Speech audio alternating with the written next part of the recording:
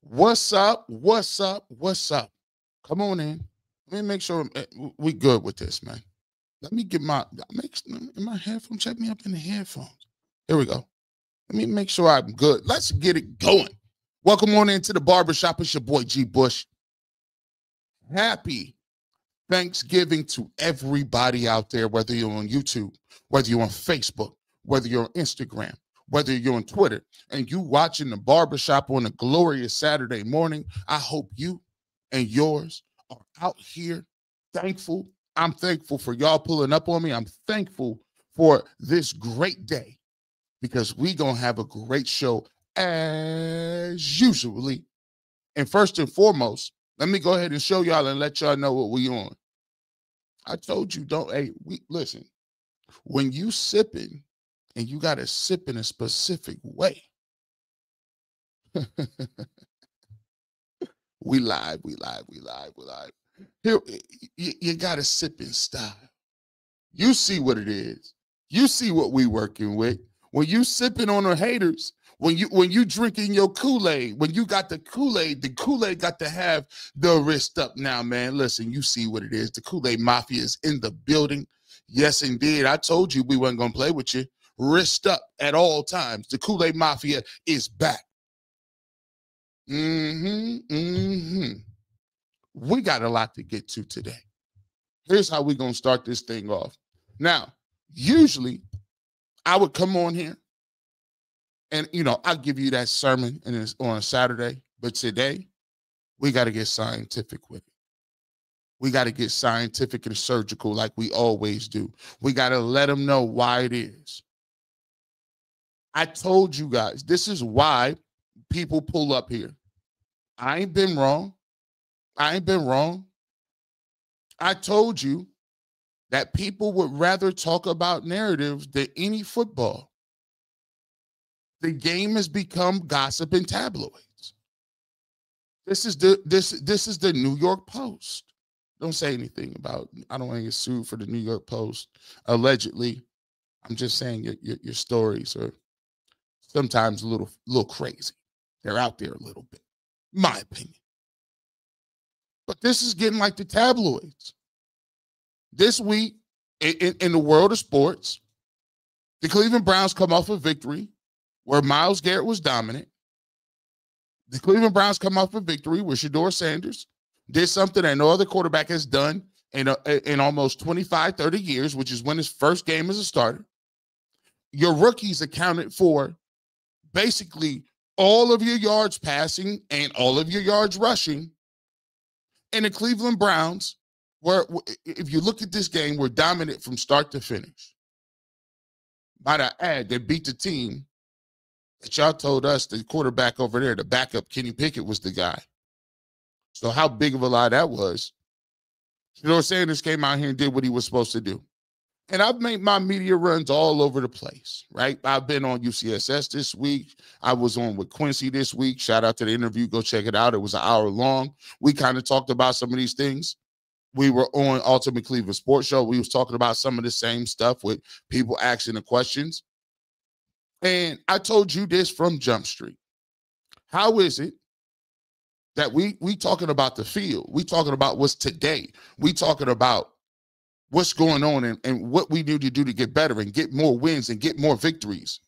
And we sitting around talking about whose fan base is doing what. What is the Shedeur fan base doing? Why are they saying this? Why? And now it's to a point that we can't even get to the games. It's Tuesday, Wednesday. We're not even talking about the games. Because I told you, for a lot of people, it wasn't about the evaluation. And it's still not about the evaluation. It's still not about winning football games. It is about the narrative stuff and trying to figure out what's right in front of your face. So I'm going to give it to you right here in the barbershop. You ask yourself all the time, why is the media peddling in these narratives when he's playing on the football field? Let's keep it football. He can't do it. I'd argue that you can't do it. I'd argue that nobody can do it. The reason people peddle in narratives, and they continue to talk about whether his fan base is going crazy and why do they always say this and why do they always say that, is because it's a lack of understanding, a lack of experience, and a lack of meaning. We're going to break it all down. So I need you to get your thinking caps on today. It's not going to be, actually, it might be entertaining too. I'm just saying, you know how I do. I'm going to figure out a way to wrap that up. The Kool-Aid Mafia is back. G. Bush is back. The Browns got a huge game against the 49ers. Coming up later on the show, we're going to continue to let you know why this is a pivotal show.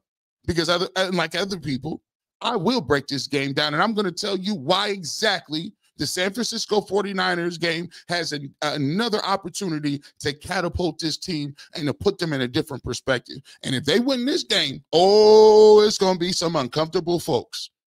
Oh, it's going to be uncomfortable. You thought it was uncomfortable now? You done already seen the flip a little bit. But there's some people, we'll talk about this as well. Oh, there's some people that's hedging their bets. We need to see Dillon Gabriel again. Who said we need to see more Dillon Gabriel? What? Who? You trying to start trouble, in the words of Shedeur Sanders. You just trying to be slick. We're gonna come back and get to all that right here on the most electrifying show on a Saturday morning. It is the Barbershop. Come on in. Let's get right off into this thing. We gonna get it popping early and often. I need to know where all my chat folks at. Where are the members at? Put the ones up. If you're a YouTube member, I need to see you tapping in. Hit that one in the chat and let's get it going. Hit that one in the chat. Say, yeah, we here, G. Bush. Where all them barbershop fellas at, and all the ladies and the uncles and aunties. Where the CU aunties, where the uncles at? We need to throw that shit. Let's start this thing off good. Get your coffee ready. Get your tea ready. Because we're going to get into it. Early. Now, let me explain something, too. For y'all that's new to the channel. For y'all that's new to the channel. I'm going to just speak this out here because, you know, sometimes we get new followers and stuff. We get new people that pull up to the channel. And we get people, right now I'm streaming right now on UCSS, right? Right now I'm streaming on the Barbershop, right? So a lot of people, what they'll do is they'll pull up on me and they'll say, G. Bush, I saw you on such and such platform over here. And I saw you over here. And somebody said this, and you didn't stop them. Somebody said this opinion and you didn't say this. Are you switching? Are you? Well, I don't like your code switching. You're supposed to. Let me tell you something. Like I always said. See, in life, you can only speak for yourself. And sometimes y'all better realize that you can't die on every hill. Sometimes you got to realize some people's opinion is going to be their opinion. And I'm not the judge, jury, and executor of all opinions. See, what you could do is when somebody has an opinion you don't agree with, hold them accountable for it. You don't like the opinion, state the reason why and talk about it. But for me, it's a new season. The season is, you want to know what G. Bush think? You come over here and hear what I got to think. In real time, I'm going to tell you how I feel about certain things. But it ain't got to be a debate about it all the time. It don't got to be a debate. It don't got to be contentious. See, what I like to do is I like to set my game up. I like to get over here. And I like to set my game up and have my complete thoughts. I don't want half-baked thoughts because I'm a person who likes to bring receipts. And when I bring receipts, I like to have it well thought of. I like to have it ready to go. I like to have it to a point where people can understand exactly what I'm talking about and what I'm saying. So you got a runway to understand it. If I'm on another platform, if I'm on over here and I got 4.5 minutes to get my time out, or I got 6.5 minutes to talk what I'm talking about, it's a topic we got to get to. That ain't what I'm about. See, I call this educational. So what I'm going to do is I'm going to educate you, I'm going to entertain you, and I'm going to inform you. And to do that, sometimes you need a runway. Sometimes you need to formulate. See, this ain't no, this is a slow burn. This ain't no get rich quick scheme. This ain't a multi-level marketing. It ain't a pyramid scheme. Over here, there's a foundation based in, let me show you how this really works. And today is going to be a prime example of that. Because this week, Shedeur Sanders is in the media again. He's not in the media because he's handing out turkeys. He's not in the media because he's giving a car to a single mom. Shout out to him for doing that. He's not in the media. By the way, I would keep it a buck too. Shout out to Deshaun Watson. He was giving out turkeys this week too. Shout out to a lot of these other Browns players. Shout out to Jared Allen. Shout out to Evan Mobley. See, sometimes we be wanting to get on them, but we ain't talking about what they really doing. So this week, we all had it. You'll go check out the clip I had before on the barbershop. Somebody asked Shedeur Sanders, what does he say for all of his supporters who feel Kevin Stefanski was trying to sabotage him? And Shedeur said, "You just trying to start trouble." No, I'm not trying to start trouble. I thought that was a fair question. If you thought that was a fair question, then you don't understand a couple of things. You don't understand, and you have no clue in what you are here to ask and what you are here to get to anyway. If you waited all day after this opportunity, and I got one question to ask Shedeur Sanders about this upcoming game, his play, what's going on, and you ask him about anonymous, stereotypical group of people, like he controls those folks. See, that's the part that we get when we talk about collective identity. They do it a lot too. Just because I'm black does not mean that I represent every black person. I do my best to understand that certain people think that way and to uphold myself in a way that reflects positively on people who come from my culture. I understand that. But I'm not a representation of every black person in the world. And sometimes when you ask these questions, you're not thinking, he's like, what do you mean? I don't know those people. I'm appreciative. You've said it multiple times. I am appreciative for every supporter that I have.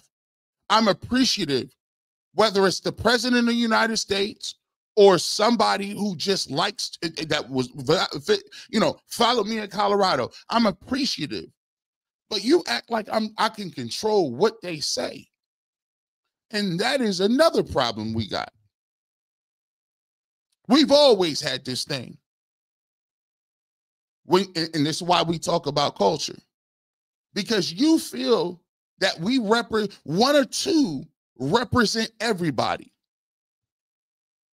We the only culture that have that.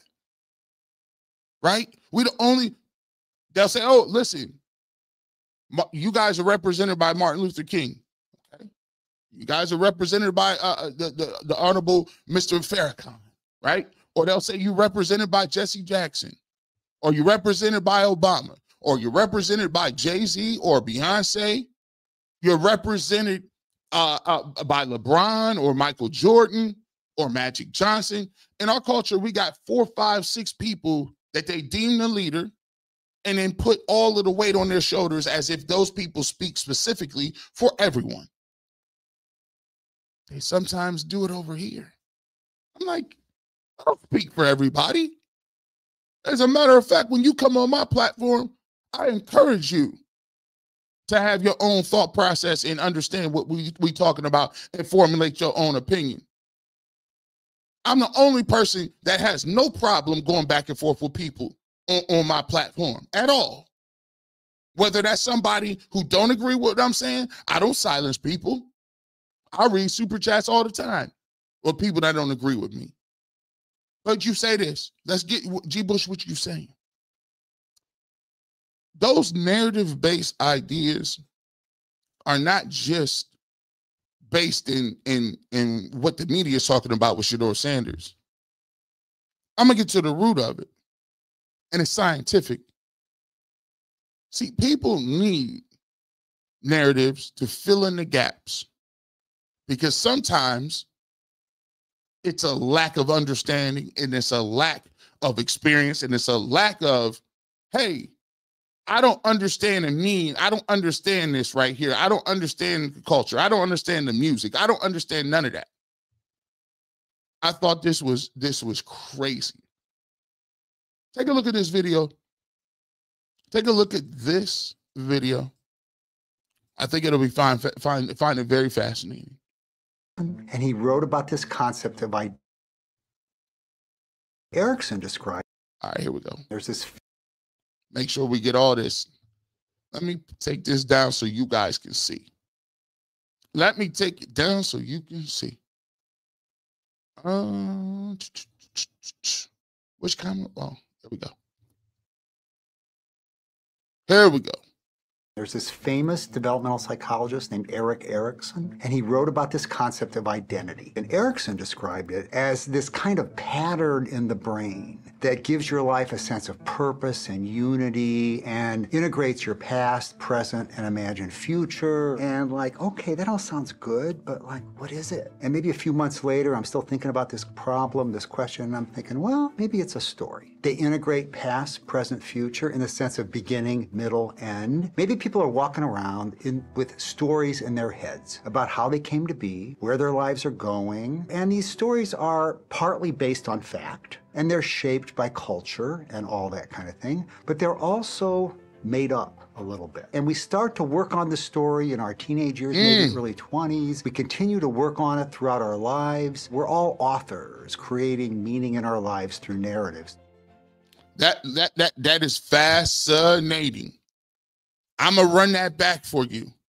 Notice what he said. As humans, we are using stories and narratives to shape the way that we perceive and view life. It starts at an early age in your teenage years as you form your identity of who you are. And then there's the outside noise, which is what other people are seeing in reality. And then there's the internal voice. And that internal voice, you shape. And you shape it because you are trying to find meaning everywhere else in context, beginning, middle, and end. And if you think about it, which is so pivotal when you talk about the narrative and how people think. Yes, it's based in facts partly, but for the most part, it's in your head. It's in here. And when you have that idea of, oh, I'm walking around making my own meaning to what this means. So do you understand why if Shedeur Sanders has a backwards hat on, where does that come from? Why is Shedeur Sanders having a backwards hat different? Maybe, listen, here we go. Why is that different from Aaron Rodgers, Ben Roethlisberger? What is the connotation between Shedeur Sanders being a young African-American quarterback having a backwards hat when all the other quarterbacks got him? That's why you start to see these narratives where you're like, hold on, where did you get that at? Run it back. Run this back. We got to get it. I want you to make sure you get this. There's this famous developmental psychologist named Erik Erikson, and he wrote about this concept of identity. And Erikson described it as this kind of pattern in the brain that gives your life a sense of purpose and unity and integrates your past, present, and imagined future. And like, okay, that all sounds good, but like, what is it? And maybe a few months later, I'm still thinking about this problem, this question, and I'm thinking, well, maybe it's a story. They integrate past, present, future in the sense of beginning, middle, end. Maybe people are walking around with stories in their heads about how they came to be, where their lives are going, and these stories are partly based on fact, and they're shaped by culture and all that kind of thing, but they're also made up a little bit. And we start to work on the story in our teenage years, maybe early 20s. We continue to work on it throughout our lives. We're all authors creating meaning in our lives through narratives. Again, we just get into it. So now we got that basis. So now the context. Let's continue on. Now the context is now, when you see people do that, are they asking the questions to get a real answer? Or are they asking the questions to get meaning? Or to fill in the gaps of what the falsehood is that they've already believed in their life? Let's continue. It's about being... Are you trapped in a story that's not yours? Let's uncover why. One of the unfortunate parts about being human is the need for a story. Stories handed down by our ancestors taught us how to survive, who we are, and how to make sense of the chaos. Our brains crave them, even when life gets messy, but here's why it's unfortunate. The narrative fallacy. We impose structure on random events, creating a false sense of understanding. Life is unpredictable, shaped by randomness, but we see patterns where they don't exist. Second, narratives constrain our freedom. You create a story for yourself, and suddenly you're stuck playing a role. And third, they can make us unhappy. We build expectations, and when reality doesn't match, disappointment hits hard, but we can't escape our need for narratives. In work, relationships, and life, stories are essential. If you don't control your own narrative, others will. Craft a story that enhances your freedom, not restricts it. Don't get storied. Take charge of your story. That's the problem people have. The problem people have with Shedeur Sanders is his perceived arrogance, his perceived this. It's not about whether or not he's cocky. It's the fact that he had the audacity to take back his narrative. He had the audacity to define what he is instead of letting you define him. He had the nerve to say and push back and say, this is who I am unapologetically, and I will refuse to live in somebody else's fabricated story of what life is supposed to be like. And the problem is, you see a lot of people that are angry and upset.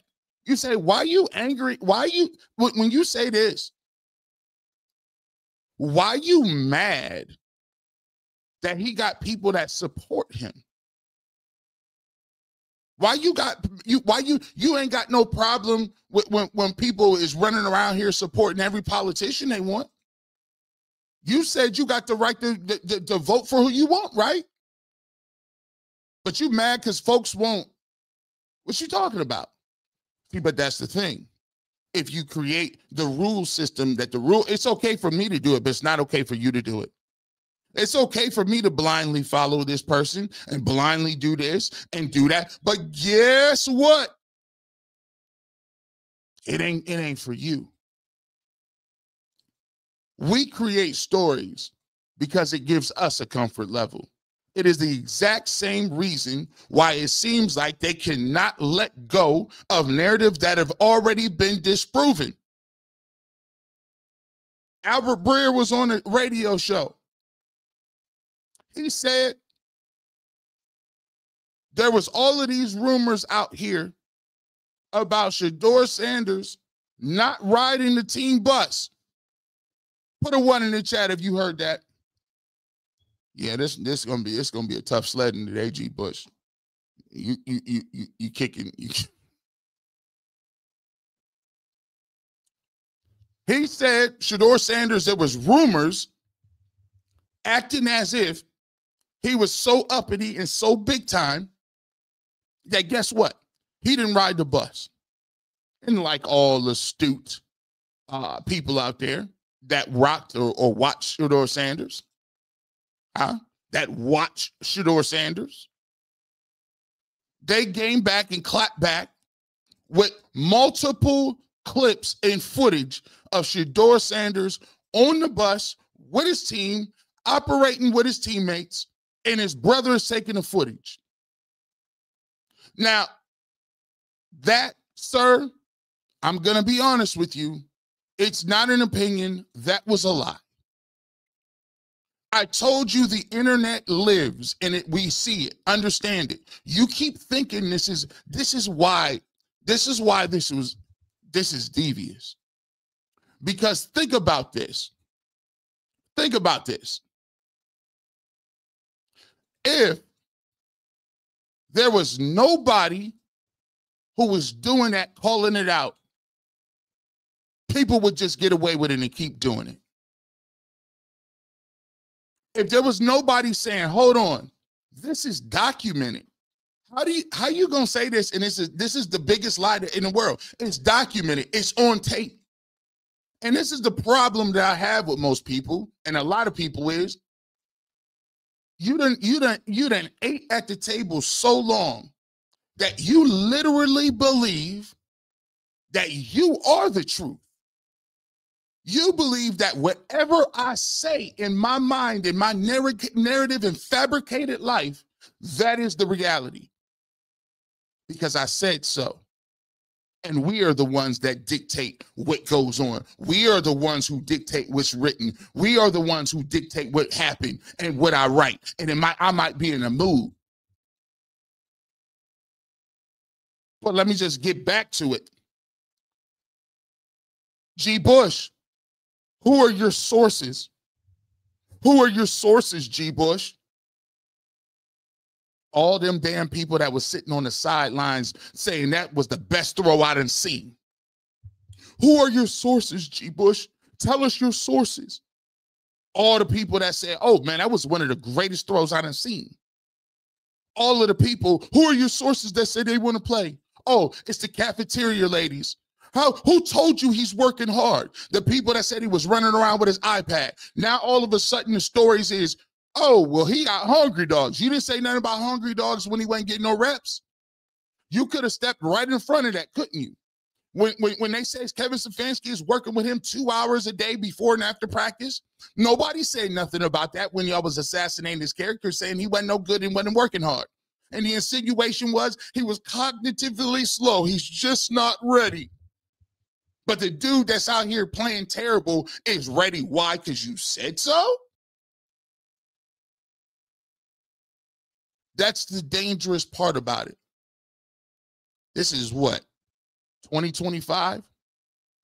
If you catching people in 2025 blatantly lying about stuff that's already documented on camera, what the heck do you think they did in 1965, 1971, 1986, 1992?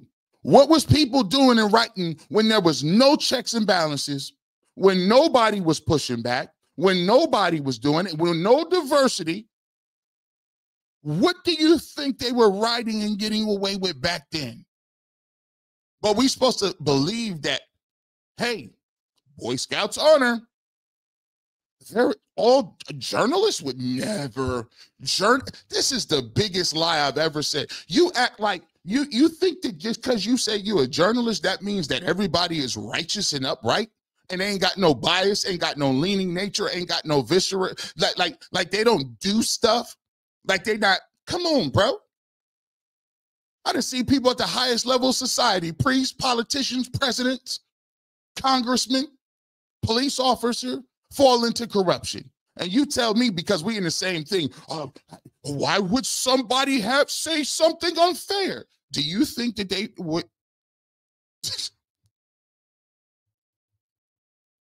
But the question is this. I'm giving you scientific facts. Don't tell me what you're talking about. Because I could go back and, because I'm trying to figure out in my mind, I'm trying to understand. I'm trying to understand. Let me answer this question. Do we really think Kevin Stefanski has a disdain for Shedeur Sanders? The way people pose that question and what we're getting at today is, the way you pose that question has no nuance. It has no analysis. And I'm not saying you specifically, but when people ask that rhetorical question, it's to denote that Kevin Stefanski in life does not have a preference. Every human being has a preference. Do you like chocolate? Do you like strawberry or vanilla ice cream? Your preference in your partner. Do you prefer someone to be taller or shorter? Athletic or a little meat on their bone? Whether that person is an analytic person or whether they are emoting. Everybody has an internal preference. So no, does Kevin Stefanski have to necessarily hate Shedeur Sanders? No. But it'd be foolish and stupid to not think that the person that he drafted, that he sees more eye to eye with, the person who he feels the skill set is different, the person who he says, I feel like I could work better with, do you think, I keep asking you, do you think every single person, when you go in a job interview and you got a list of 5 candidates, do you think that the job picks the most qualified candidate every time? Of course you would say no. But what you're trying to do is take and separate sports from life. When sports is more of life than anything that we got an example of. Do you think that in corporate America, you make it to the top because you're the most hardworking? Do you make it to the top because you're the smartest? You have the most character, the most integrity? You're the most innovative? No. I'd say all of those traits account for maybe 25% of the game plan. 75% of the game plan is who you know. Can you shape shift and move around? Do you know how to make people comfortable? Do you know how to play the game? Do you know what the written and unwritten rules are? And specifically, who likes you? Who sees eye to eye with you? Do you have the same hobbies? Do you have the same background? Do you speak the same language? Did you go to the same college? Huh? I've been in the interviews. Both guys are equally smart. Am I more likely to pick the person that I feel easier to communicate with in practice, communicate in the office, understand the game, come from the same different places, same fraternity or sorority? Our parents grew up in the same city. It's all human nature. But we diminished it and broke it down to the lowest common denominator. If I say I'm putting my name and reputation, if I say I did hiring, writing manuals about hiring and interviewing. I've even done interview questions. I've done interview questions. And the interview questions are not based on whether or not you're smarter than the next guy. And if I go to a person and say, you know what, I'm vouching for, I want that person on my team. You know what my superior above me gonna say? Well, I wouldn't pick that person, but since you said you wanted them, that means you're putting your name on the line. And the only reason I'm trusting that person is because you put your name on the line. So Dillon Gabriel is Kevin Stefanski's hand-picked quarterback in the 3rd round. And we've established nobody else had that grade on him. Why would you not think he's going to give him every opportunity to do what he's going to do? Because his name is attached to it. His reputation is attached to it. His evaluation eye is attached to it. His entire coaching philosophy is attached to that player. But you're missing the point because you're boiling it down to the lowest common denominator. And life ain't about black and white. Well, sometimes it is. It's shades of gray. Let's continue on with the I promise we going somewhere. Stick with me. So when you ask yourself this, a lot of narratives are about control. Can I control what people believe and think are happening? Watch what this conversation say. Human beings are, one of the things that we should know, and Kenny G should know, is that human beings are attracted to easy to digest and understand narratives because they explain the world around us. We don't want to believe, human beings, you and I and anybody, we don't want to believe that the world is a chaotic We're place. infatuated with the premise of having control. Yes, exactly. And control and understanding. Those two things go hand in hand. Yeah. If we understand how everything works out there, then we have a better chance of controlling those things, and there's less chaos in our lives, and we feel more secure. And so that sort of narrative-driven thing is very appealing to people. And those that would exercise control know that if they can spin a great narrative, they can control maybe a vast majority of people, maybe a slim majority, but a majority of people.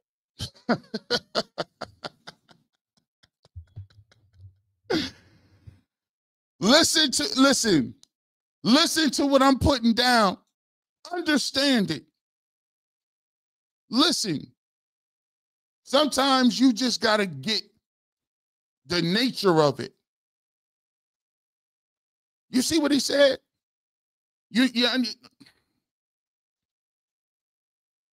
If I could spin a narrative and understanding go hand in hand.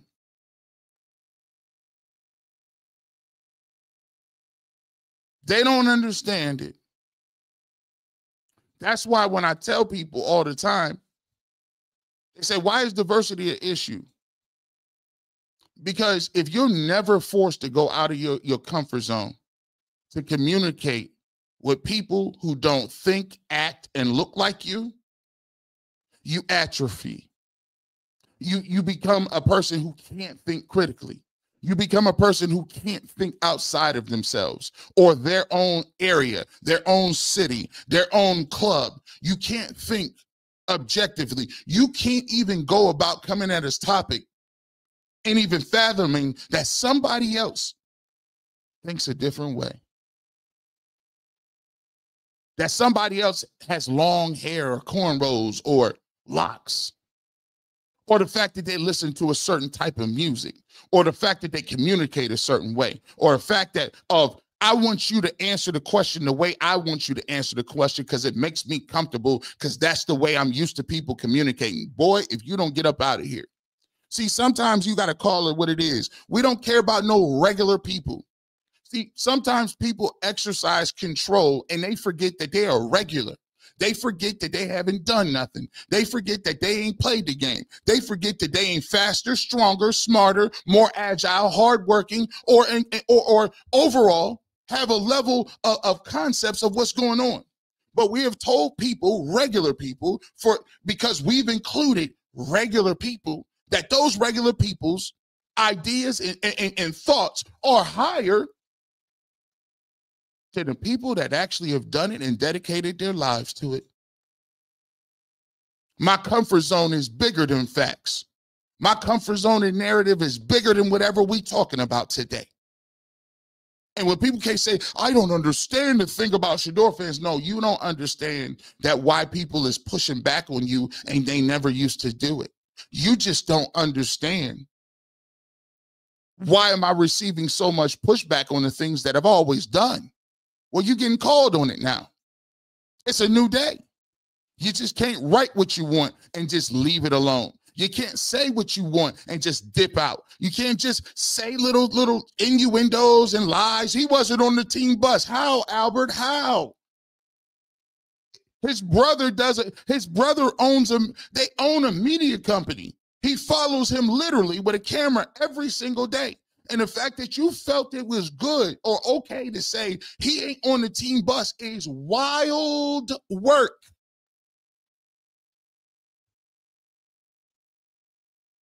But before, it was all about who stamped you. You got stamped by this organization, so you're an insider. Stop. Guess what? Those insider days are done. Let it sink in, people. One more time. Human beings are, one of the things that we should know, and Kenny G should know, is that human beings are attracted to easy to digest and understand narratives because In other words, they're lazy. Tell me what I should think about this, because I don't want to do the homework to understand it. I don't even want to take my, you ever notice those people? Why do we even have to talk about Shedeur Sanders? Why do we have to talk about the 5th round quarterback? It's your job.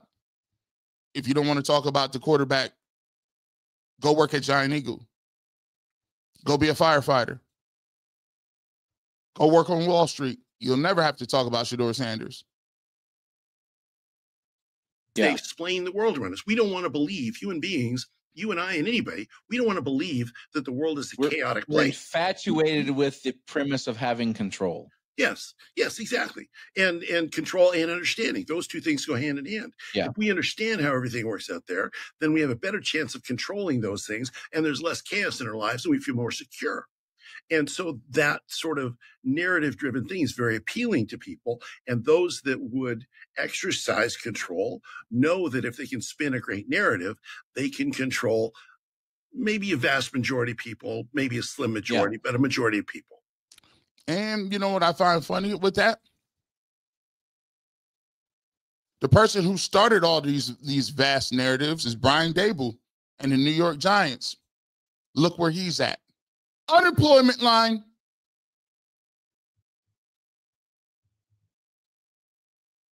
For a person who always wants to talk, for people that's talking about the behavior and etiquette, for people that's talking about the etiquette of how you're supposed to act in an interview and how you're supposed to conduct yourself, maybe you should have been talking to yourself when you was trying to put somebody that was concussed back in the football. See, this is why you can't have nice things. Maybe if you stop going after Jackson Dart in the tent, maybe you start running after him in the tent and let that man go through the concussion protocol. Maybe you might have kept a job. See, but that's the thing. It's funny how people start with all these narratives and they're the first one out. Probably shouldn't have believed what he was talking about to start with. We just starting. We just cooking. We just cooking. Don't worry about it. Don't even worry about it. We still cooking. Speaking of, let me get to a couple super chats. Let me get to some of them right now. Salute G. Bush, Shedeur. Timothy Sanders is quietly silencing the haters. With this game this week and battling the elements, double wrist up.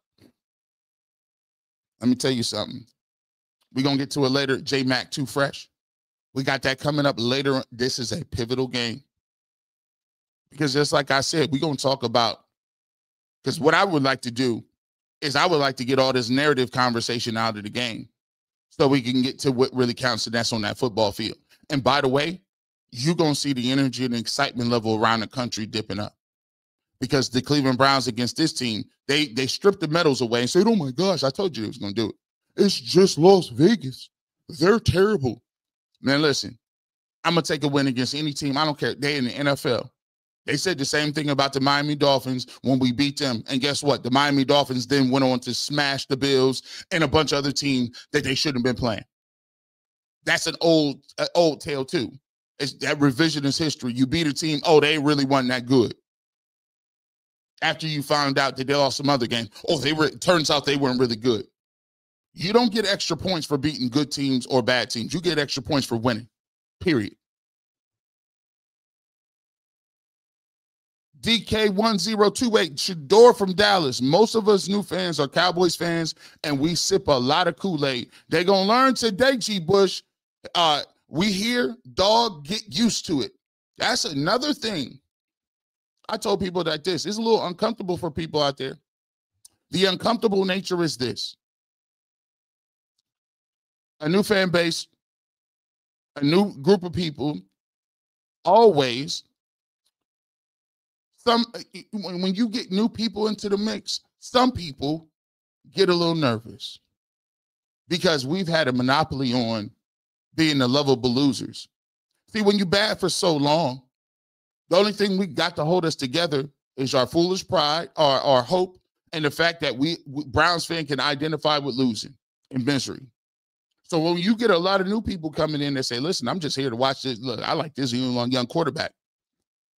It's people who watch this channel that are Cardinals fans, Ravens fans, Steelers fans, Cowboys fans, Eagles fans, 49ers fans, from all over walks of life. And when they come into the base and say, I'm trying to tap in, and they watching the Browns games, people get uncomfortable with that because they feel like we've been here since day one. We got a monopoly on that. And that's another thing that pushes the us versus them. It's the Shedorians. I don't even like calling them that. It's fans, right? Mac Dog. We've all been passed over, but we just keep climbing. Every man needs a chance and an opportunity, and when you get it, you gonna shine. I think that Sanders will show his talent and become an NFL quarterback one. I think some of the things that we've seen and why you seeing some of the narrative has changed. Even from doing content like this, people will be like, yo, why do you talk about Shedeur Sanders so much? Why do you just talk about that? Why? I said, bro, it's the most important story that we got. It impacts the organization at the highest level. If you're talking about you need a quarterback, and we've needed a quarterback for 50 years since Bernie Kosar, why would I not talk about a quarterback I think has the potential to be a franchise quarterback? Why would I not talk about his first start? Why would I not talk about seeing what he could do from week to week so that we could build a team to win? But then again, some people ain't in it to win. And that's the coldest thing that I got in my life. The coldest thing the cold reality that came around was this. There's a lot of people that don't be into winning. They just into doing what they want to do. I'm gonna play with people I identify with. Winning is either collateral damage or just unintended consequences of how I'm moving. I'll take the wins, but I ain't gonna try to win at all costs. Father of many nations, 629. Thank you for the super chat. Let's keep Shedeur and his family in prayers. We keep everybody in them prayers. Earl the Pearl, have a great show, bro. What's up, chat? Earl the Pearl, make sure y'all go tap in with Earl the Pearl Saturday morning. Brother over there, as always. Neil Gray, 3023. YJ wants Shedeur to be blitzed more by the Raiders, but he didn't have the same energy following Dillon versus the Pats. He's satisfied with the win in this progression. Let me tell you, we're going to get to that too. We'll get to, because I've heard a lot of people say this. The reason we do film over here is so that people can actually see what's going on. And the narrative from the naked eye that the Raiders didn't blitz him is false. We showed let me know if I'm lying, chat. We showed multiple times with 7 guys at the line of scrimmage. The touchdown that he threw to Isaiah Bond, there was 7 dudes up there. 2 came free. He eluded the pressure and threw a rope. See, also, they brought all them people up there. He hit the screen pass. Remember what I've been saying. Get the ball out quick. If you miss a tackle and you blitz it in 0 coverage, he's gone. That's what they did. On the contrary, the Raiders did blitz him. He just made them pay for it. And the premise is, I'm not sitting here trying to help the Raiders out anyway. They dumb selves. I don't care if they didn't blitz. That's on them, stupid. My job is to root for the Cleveland Browns. I don't care if they come out and play with 10 people. The Raiders played with 9 people. I don't know why they didn't play with 11. Psst. Child, please. I'm going to get to go ahead. My job is to talk about them. Eric W., 23 Atlanta. Shedeur is in now and it's on. That's all we ask. This is a 12-year plan. Thank you, G. Bush. See, I was on with Quincy the other day, and I told him the same thing. I told him the same thing. That's all people wanted. They wanted the opportunity. They wanted the chance. And when you got that chance, I've always said on here, what would keep you on the field is that chance and what you do on the field. But let's move along and talk about the most ridiculous take thus far. The media questions show a lack of complete cultural understanding. So the new thing now is, since Shedeur Sanders is good and playing and looking like he's the starting quarterback, all of a sudden the roles done switched. You say, what are you talking about? People are insinuating that Shedeur Sanders should go out of his way to shoot down outside noise about him not liking Shedeur Sanders and vice versa. And that the narrative that Shedeur was set up for failure is a narrative and it's not true, and Shedeur should put it to bed. I find that very funny. Actually, I find it hilarious. Let me tell you why I find it hilarious.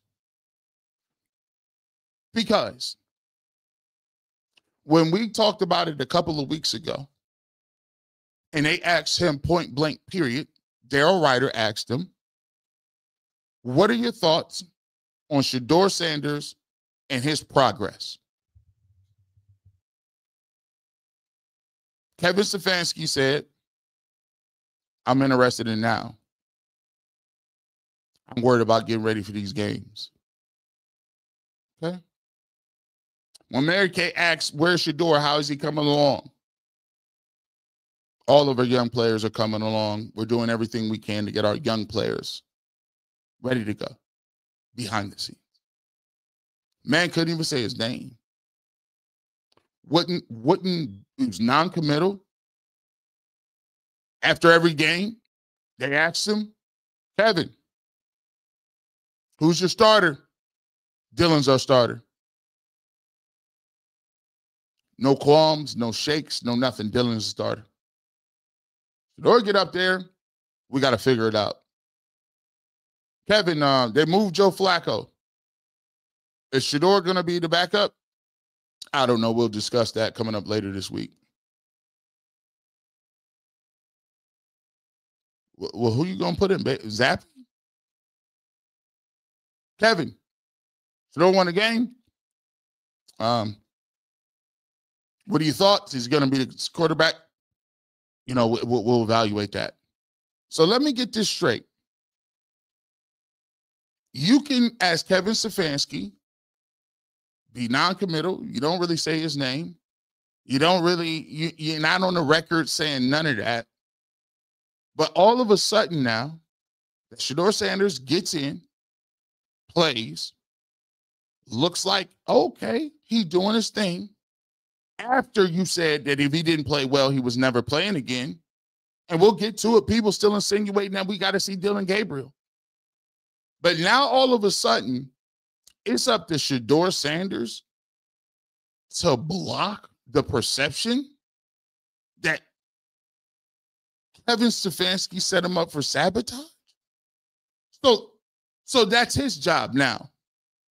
He should have just put it to bed. What happened to them just not putting to bed that Shedeur Sanders wasn't a distraction or didn't know how to throw the football or didn't understand playbooks or wasn't really working hard behind the scenes? When did they ever come out and displace that? When did they not come out and say he's just a fifth-round pick? He's just a fifth. When did they say no? Let me tell you, we excited to have Shedeur because we got the steal of the draft. When did they say that? When was the time where they said, oh, let me just tell you about this guy been working extremely hard? Actually, I had to show you that Myles Garrett said he's one of the first dudes in. He's in the coach's office all the time. But we still had people coming up, sitting here around here telling me that it was laziness. He didn't want to put the work in. It's documented. Don't backslide now. We done did it for 6 months. But now all of a sudden the burden is on Shedeur Sanders to protect a grown man, Kevin Stefanski, that was your 2-time coach of the year. When he's vulnerable, when he's catching some flack, when people are telling you, oh, you didn't develop him, you didn't give him the reps. Now he's looking good. Now now it's kumbaya. And you want him to what? Just let me stand. He's not no human shield. I just thought y'all didn't want him to say nothing. When Rex Ryan was talking, you said, you know what? You shouldn't be miming nothing to Rex Ryan. Why you even listening to the outside noise anyway? And we said, you know what? Don't even worry about it. Block all that out. Matter of fact, they asked you a question, move right along. Now, you want to ask a question. You said that was ridiculous. That was terrible. You just trying to start stuff. That was a valid question. Next question. Get up out of here. Next question. Well, what's your relationship with Kevin? What do you mean what's my relationship? He my coach. But you want me now to stand in no, sir. No, sir. I'm going to continue to worry about what's going on with the San Francisco 49ers, and we need to be talking about what this team needs to do to get a win. See, the problem is, I told you this would happen. The more he plays, and if he continues to look better, they're going to be in a very awkward position. And that awkward position is, how do you reconcile two things? How do you reconcile that you really weren't playing him like that, right?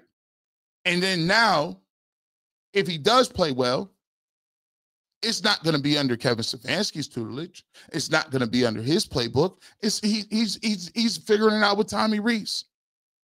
So you're figuring out, how am I going to give this credit to Kevin Stefanski? How do we wiggle you back into the mix? How do we control the narrative? That's ludicrous. Why would his coach not want him? Goes back to what I told you. See, behind the scenes, whoever picked him is the person who gets the credit. I done tried to tell y'all this. Let me see if y'all catching what I'm putting down. Let me see if I'm catching what you're putting down right now. Why every time Shedeur Sanders be playing, you be seeing Andrew Berry around?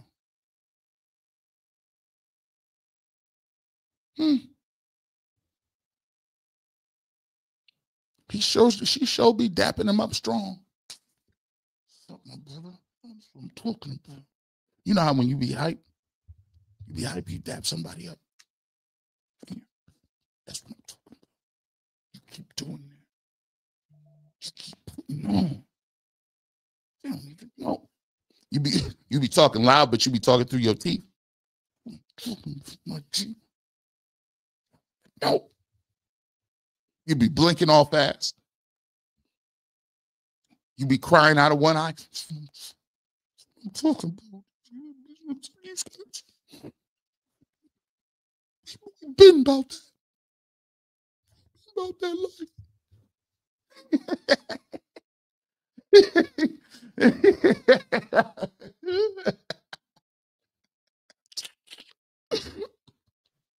Why every time he be playing, he was in Carolina. You notice they ain't never paying. Why? I never saw the owner in the press box and JW in the press box and Andrew Berry in the press box when Dylan was playing.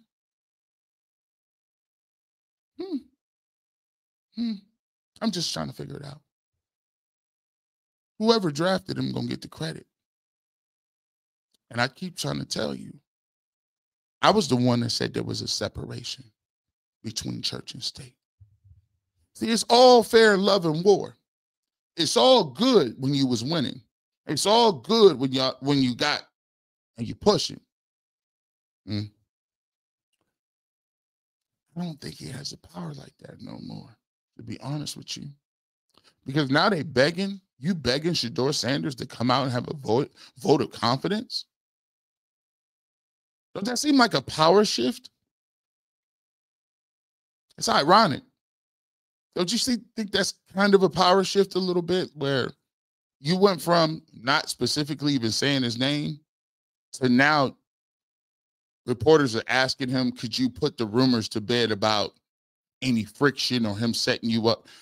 When did that become a thing that that means the perception is that he has that power and ability?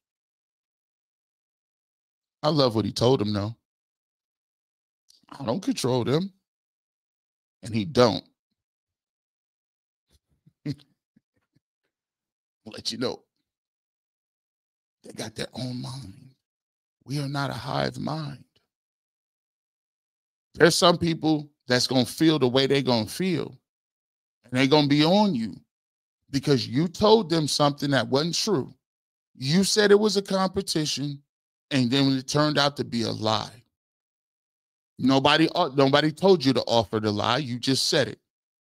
And because you haven't been held accountable before, you thought that this group of people was still going to let you get that off, and they don't. And they're reminding you in real time.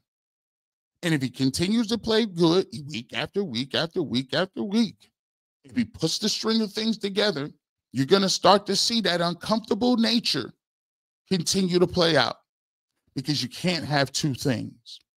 You can't have the last 6 months of what happened and then turn around and say, we developed him. No, you didn't, my good sir. He was who he was when he got here, because you weren't even trying to give him the opportunity. The only reason, and here's how you know, the only reason Shedeur Sanders even got a chance to play was the fact that Dillon Gabriel was in a concussion protocol. And Kevin Stefanski said if he passed protocol, then he would not be, he's going right back to starting. But sometimes you play so well.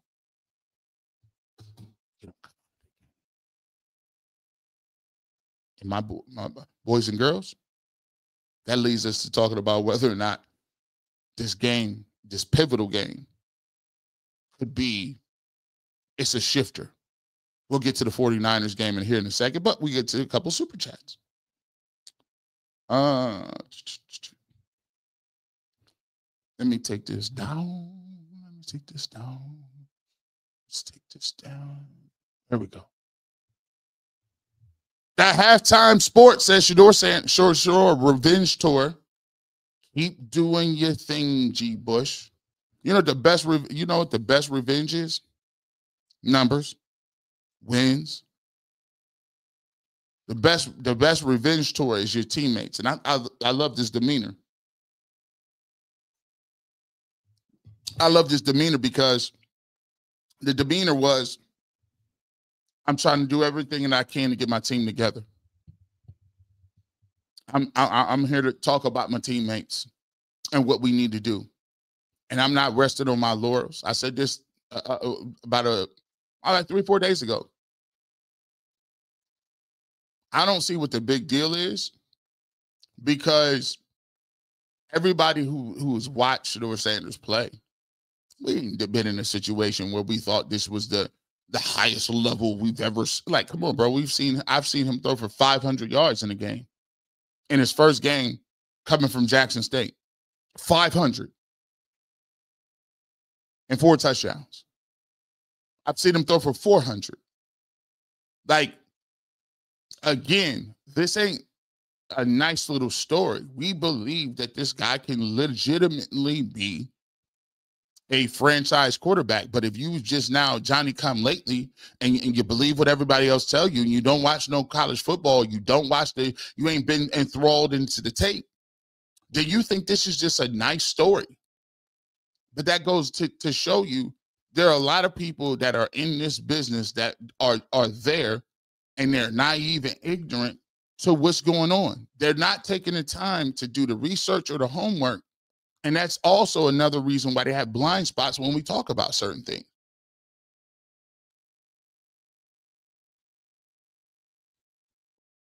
DK128. We're all the YouTube making DG YouTube's making DG videos. Because when he was the starter, they couldn't stop making videos on 12. This ain't never even about football. Facts. It's not about football. This is about your perception of what Shedeur Sanders is and ain't.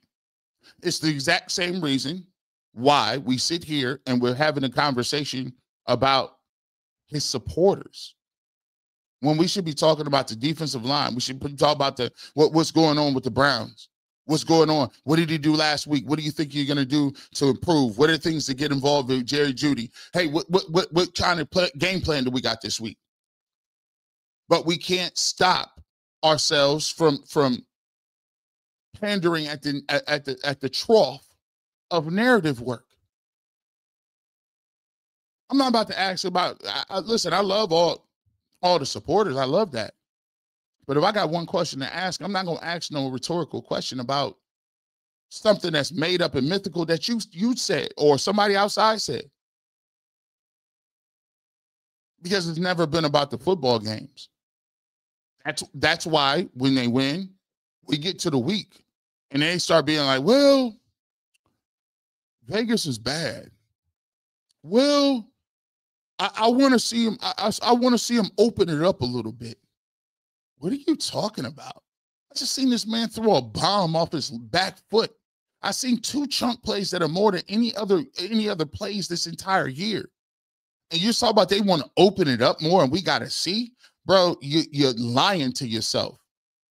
How you going to say that? But I'm convinced. Let me tell you this. Let me ask y'all something. And I want a truthful answer. How is it that you can make these assessments and all you do is watch the game like other civilians? Let me ask you, this is a serious question. How can you make an evaluation if you don't even break down film or know anything about it? I'm just going to ask a basic question.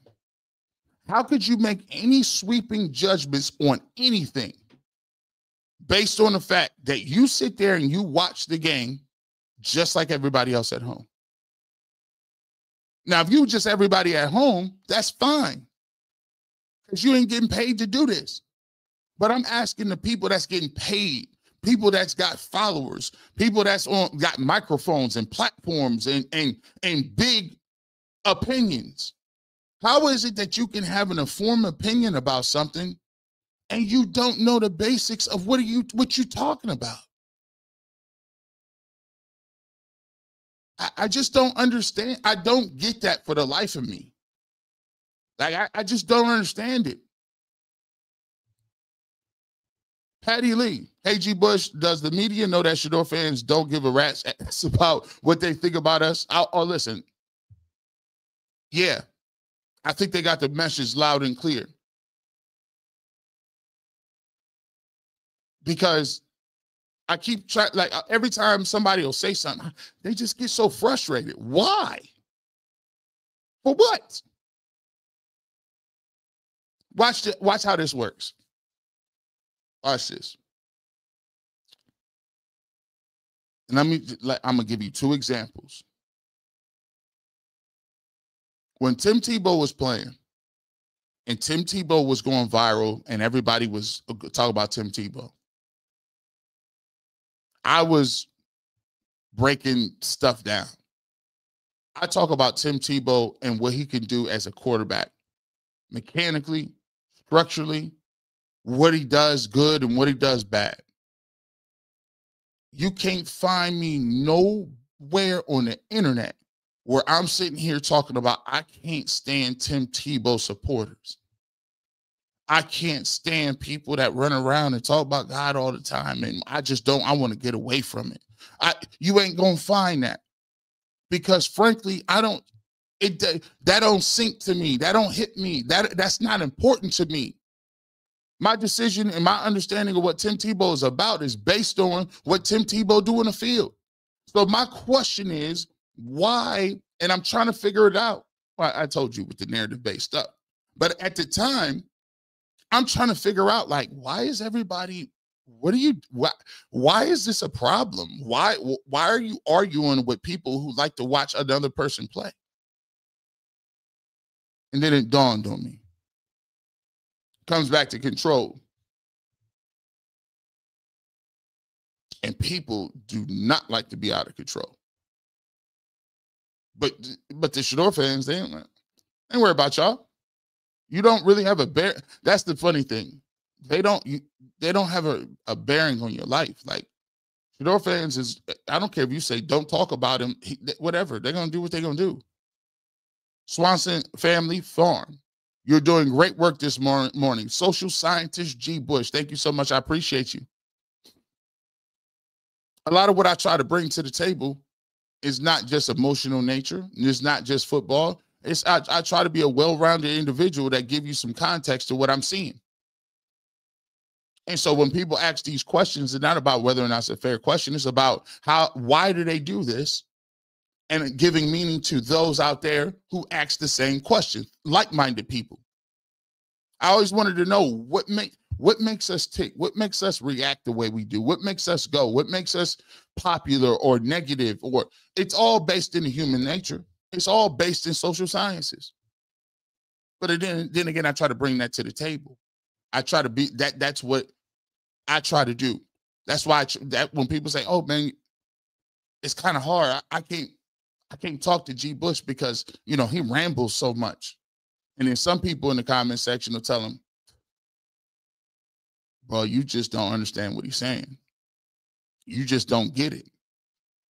There has to be, if you're going to listen to the Barbershop, you got to have a baseline of knowledge. You got to read some stuff. You got to be diverse. You got to understand. I try to talk about math, history, science, social sciences, finance, marketing, human nature. We try to do all that. And we appreciate those who understand and those who support that. Chantel Marie G. Bush, I was really wonder who actually picked Shedeur. Can you imagine if he beats the Niners, beats the Titans, and what the organization would think? Wonder what Jimmy Haslam. I'll tell you what Jimmy Haslam is thinking. Thank you, Chantel, so much. This is why I love when people ask something, because it gives you another train of thought. Chantel, let me tell you what's going on. As a businessman, let me ask y'all this.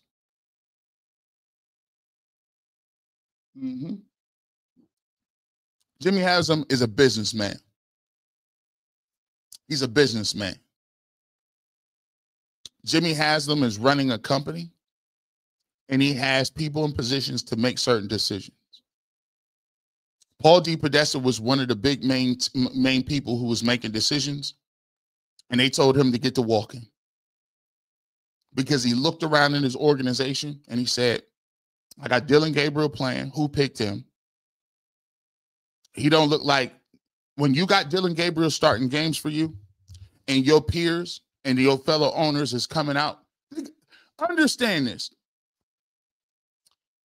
As a billionaire owner, you are one of 32 elite people in the world, right?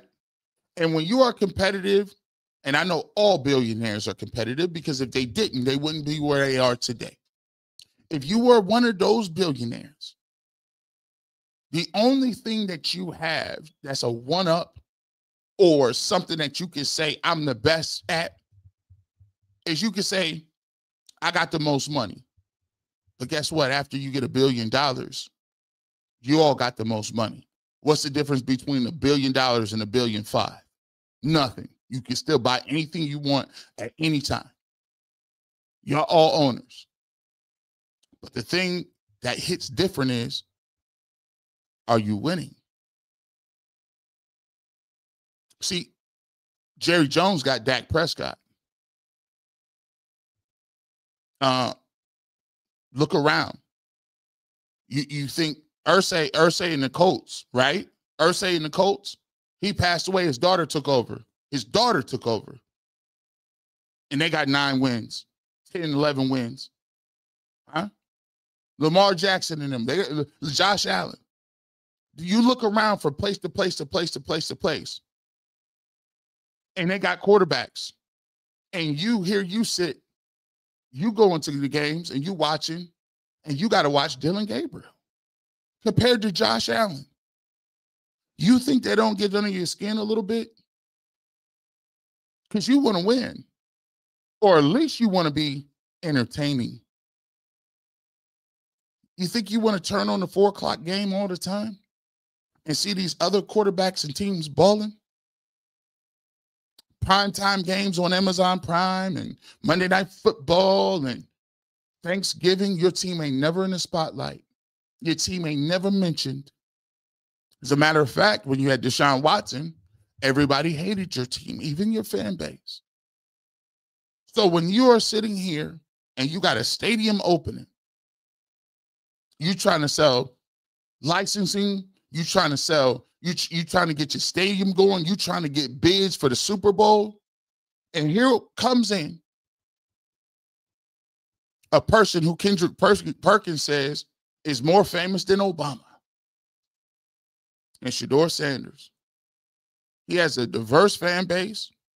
His fan base crosses all cultures, all races, all demographics. Then the whole president is screaming and shouting his name. You think this is why everybody is so short and narrow-minded. Y'all got to get out and live a little bit. You think a person of that magnitude with that type of backing has already shown you his jersey is what it is, has already been in England with his poster, huge as London Bridge. He already got a Nike deal. You think that the owner is going to say, give me Ty Simpson.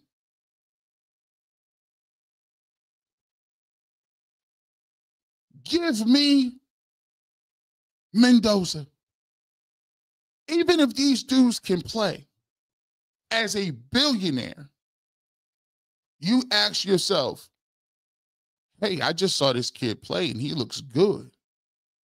Even if it's a tie, even if Mendoza or Ty Simpson is equal as in his game, if they got the same skill set,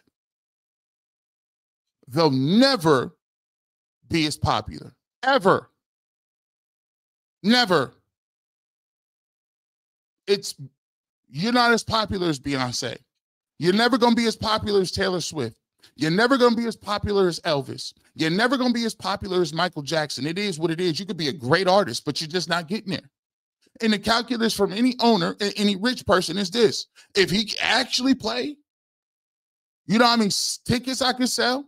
You know how many stadiums I could fill up? You know how many times I'm going to be in prime time? You know how many jerseys we going to sell? You know how many eyeballs? If you want to become a global brand, what is the easiest way to do it?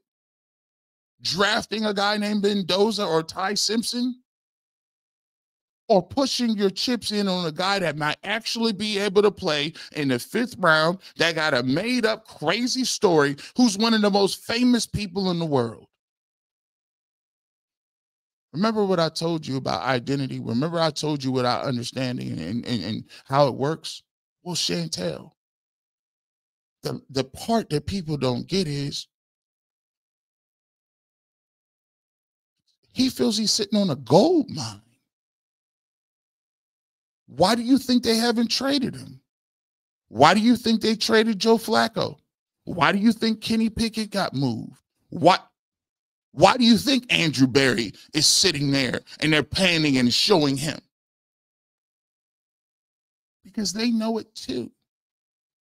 But you guys, you're under the illusion You know what? The quarterback's in 26. And they telling you that bag is in 25. The bag is right before us. Why would you not go get you 2-3 receivers and some linemen and be like, yeah, we're going to give you all the reps in the offseason. Not reps with the support cast and the trash cans. We're going to give you an actual runway. Because if he performs against the San Francisco 49ers and is actually a good team, then what are we talking about? You see it. Because if he beat the Niners and he beat the Titans, what will the organization think? Oh, we got something. We got something. We just kicking it. GB, Royce Medina's. GB, what does Shedeur need to realistically do to have a shot to win tomorrow? Our offense isn't good. However, our defense is lights out. Plus, now it's on tape. Thank you very much. Thank you very much. Which brings me to my thesis. What do we need to do? We need, and I think Sean King did a really good job of saying this. What a quarterback needs to do is he needs to understand what you need to do in that time to understand what you need to do to beat this team. And it's like putting together a puzzle. It's putting together a jigsaw puzzle with a timer. I was just playing with my niece the other day, and my niece, we play these little games, and so she's 4. So, you know, they have these games on TV where they can, you know, have puzzles and you take the pieces and move it around on the video game to make the complete picture. She does great. She was balling when the timer wasn't off, right? But you move up in age groups, right? So she was in the 3 to 4 age. She's 4 years old. We moved it to the 5 and 6. She was balling. I'm like, oh, you smart girl. Look how you putting that puzzle together like this. We went to the 7 to 8-year-olds, and you know what they added? They added a timer. And you saw her mentality was like, hold on, what is this panic in my stomach? Whoa, why am I frustrated all of a sudden? Now I said, stay calm, Zara. You got this, girl. You got it. Don't just remember that timer is there to give you urgency, but you got to stay calm. Stay calm. You got to focus in and don't worry about the timer. And after about 3 or 4 times, she progressively got better because the timer, she started getting used to the fastness. She started to get used to the pressure. She started getting used to, oh, this is the timer. Let me concentrate on finishing the puzzle without doing the rest of this stuff. The timer will take care of itself. And she eventually got to a point where she was putting them together at these puzzles on the video game in a 7 to 8-year-old range. But you see, it's the same thing with Shedeur Sanders. When you go through and you need a level of experience, right? And you need to mature quickly. The same way I put Zara in the game and she was doing her thing in 3 to 4 age groups and then 5 to 6. And then we jumped her to 7 to 8. That's the progression in how fast he got to progress. He got to get to it under 3 games. So now he played a half. You see the progression, right? So he looks out with Las Vegas. He's able to move. He didn't take very many sacks. He only took 1 sack. He threw the ball off platform. He looked more comfortable with the blitz. The speed of the game was better. Now when we get to the San Francisco 49ers, understand the puzzle going to switch up a little bit. Puzzle will switch up a little bit. So now they may say, we might not necessarily blitz you. What we're going to do is how about we have people up there but drop off in the coverage. Now let's understand where you need to go with the football. So now what he can work on and what I think the keys to the game is understanding where your outlet pass is in inclement weather and getting the ball to your guys in open space and make them tackle. See, I'm talking football now. We ain't even emotional. Make them tackle. Harold Fanning in traffic. It's okay to get him the football, because when you are running and you're doing things in a little windy area, maybe wet track, and maybe a little snowy, a little mixed, you don't want to live 25 to 30 yards downfield. You're going to have to live maybe 5 to 10 yard field down the field a few times. But make sure that in inclement weather, they got to tackle Quinshon Judkins. They have to tackle Harold Fanning Jr. They got to make the move. See, when you got weather, the offense has the advantage because the offense knows where they are going. They understand what the assignment is. And sometimes when you have bad weather, it's crazy because you are reacting to what they're doing. So for me, for our defense, understand that this track is a little muddy. Understand that you got one of the best football players in the game in Myles Garrett, and you may get the ball in their own territory. You may get a couple strip sacks. You may force some pressure. Understand in these type games, you need 7s, not 3s. 7s, not 3s. If you get 7s and you make them go against that defense, which they have the advantage there, you put them in a position where they can't just run back and come back all willy-nilly and easy. Put the pressure on them. Start fast so that your playbook can reflect the fact that you got the lead and you got time. And then the last thing I think that he needs to do is to make sure that when you get a chance to hit a play, you don't miss. His accuracy is uncanny. I watched games all this week, football games. When you get a chance, in the words of Omar in The Wire, if you come for the king, you best not miss. Like an NFL coach's son didn't prank call yet. Facts. We forgot about that. We tried to ignore that. A whole NFL coach's son pranked him. That just goes to show you the level that we be on out here. Man, it's a lot of fraudulent grown men too. I can't believe it'd be grown men like that doing that. Sir Charles T. I don't think Kevin Stefanski can be successful with young possible Shedeur Sanders players.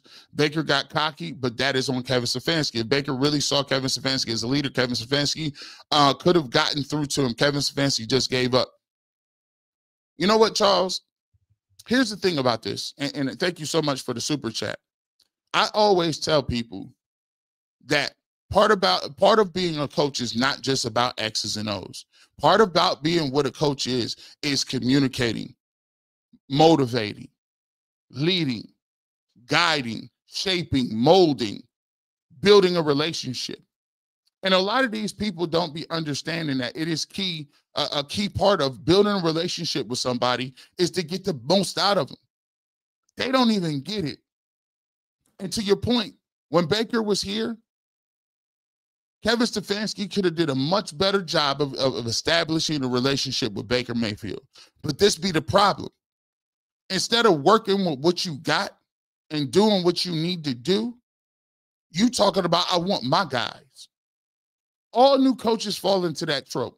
I want my quarterback. I want my quarterback. This quarterback isn't the guy I took. You fool. Your job is to get the most out of what's here. Make a meal. Sometimes the groceries in your refrigerator ain't exactly the groceries you want. It ain't exactly prime meat. The vegetables might be a few days old. But if you got some ingenuity and if you got a little love on it, you could make a mighty fine dish with some stuff that you, guess what, didn't pick. You ever see, my grandma used to go in the refrigerator and whip something up, and I was like, dang, When I went in there, it was just some eggs, some milk, a little piece of bread, right? A couple bags of cheese, some flour, and she turned that thing into a gourmet meal, working with what you got. And Kevin has shown he can't work what he got. How many quarterbacks look good? Couldn't work what he got with Deshaun Watson or DTR or Jameis Winston? None of that. So he could be getting through to a lot of these dudes. And all you would need to do is this. Think about how Shedeur Sanders looked on the sideline when Andrew Berry came and talked to him against the Panthers. Think how he looked. He's like, man, you did good. All he wanted somebody to be like, hey, man, we believe in you. Hey, man, we feel like you could be a guy. Hey, man, listen, we really appreciate the work you're putting in. Can you imagine how hard he would work? Can you imagine? Because at the end of the day, the Browns are the team that drafted him. They took a chance on him. Remember, he said all the teams passed on me 5 times, but they took him. Can you imagine if they wrapped their arms around him and embraced what the possibilities could be? Be dangerous. Neil Gray. It's preps versus reps. Unlimited access versus international restrictions. 6 days versus 6 months. Practical theory versus critical thinking. Chess versus checkers. AB versus Kevin Stefanski. Neil Gray, that was beautiful. That's the thing that's scary. Think about this. I saw Flacco go out and do that level in about 10 days and ball for the Bengals. He hadn't been, Shedeur ain't received no reps. And in 6 days of getting those reps, you see what it looks like. The goal is this week to continue to get those reps and to continue to improve, to continue to add layers to your game. That's what we're looking for. So Charles T., Minnesota, he had vets that matured before him with different types of head coaches. Young people are learning who they are. Kevin should be a better leader and not Mr. Fence Rider. You mean he would actually have to have, a coach should be a leader? See, Kevin Stefanski got the demeanor of a coordinator. He got the coordinator demeanor. He got the thing where he just want to be in the weeds on offense and call plays and create them, but that's not what the job is. I ain't saying you got to be Jimmy Johnson for the Cowboys. I'm not saying you got to be John Madden. I'm not saying that you have to be Denny Green. I ain't saying that you got to be Pete Carroll, those emotional, charismatic type leaders. But you got to talk to people. Yeah, like understanding young players is a big part of getting the most out of them. That's why I thought it was ridiculous when people would ask me, "Oh, do you have sources?" I'm like, bro, if you identify with young people, what are you talking about? Of course. You think cats ain't gonna say stop. DK 128.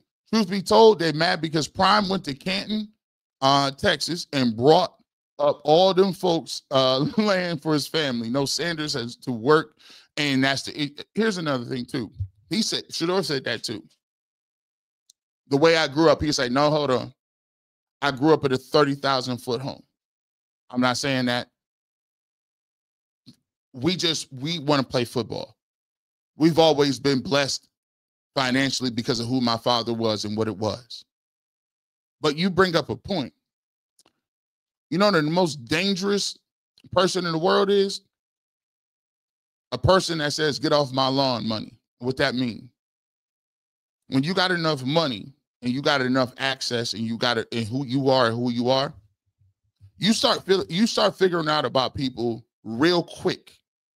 You start feeling out about a person real quick when they got enough money that whatever your opinion of them don't matter.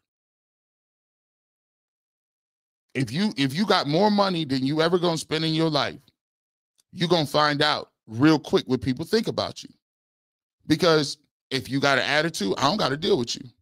I'm cool. Don't like your boss at work? All right, then I'll catch y'all later. I ain't got no time for this arguing back and forth. I'm good.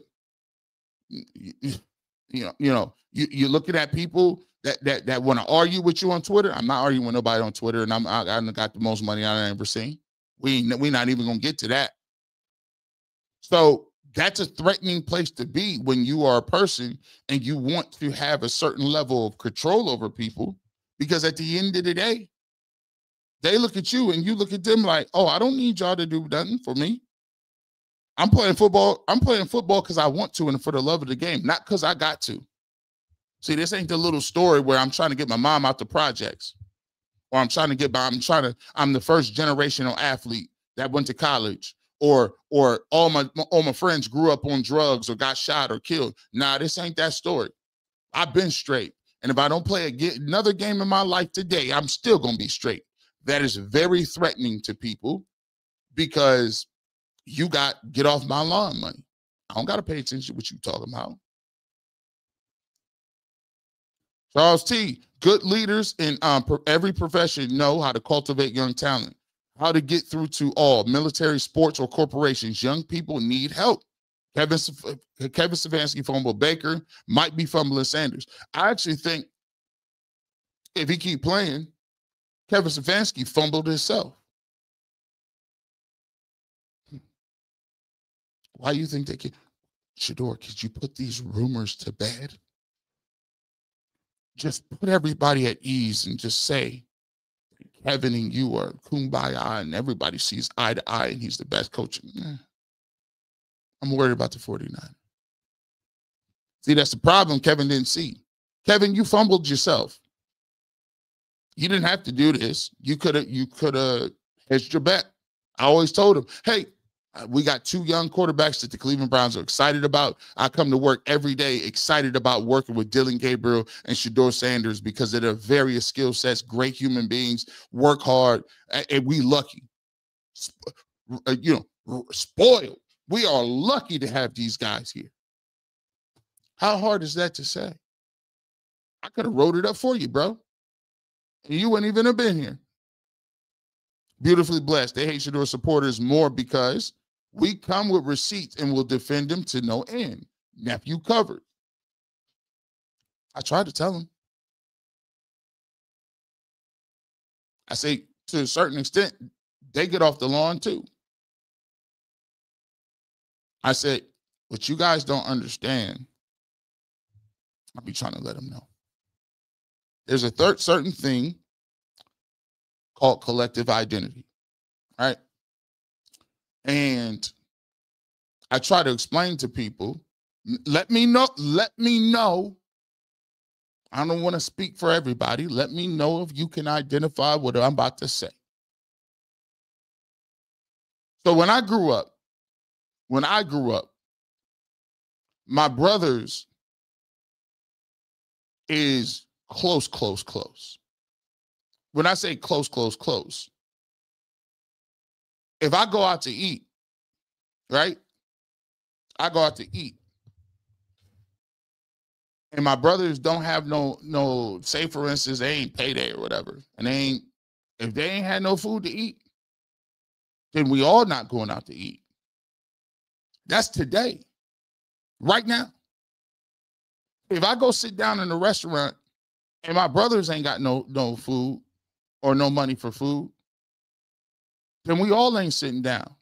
And if I got it, we all gonna eat because we was raised that way.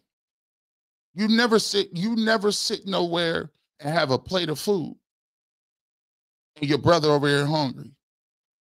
You never sit nowhere and you don't pull up at nowhere and buy no food and have people. My mom and dad, my grandparents, she used to feed the whole community.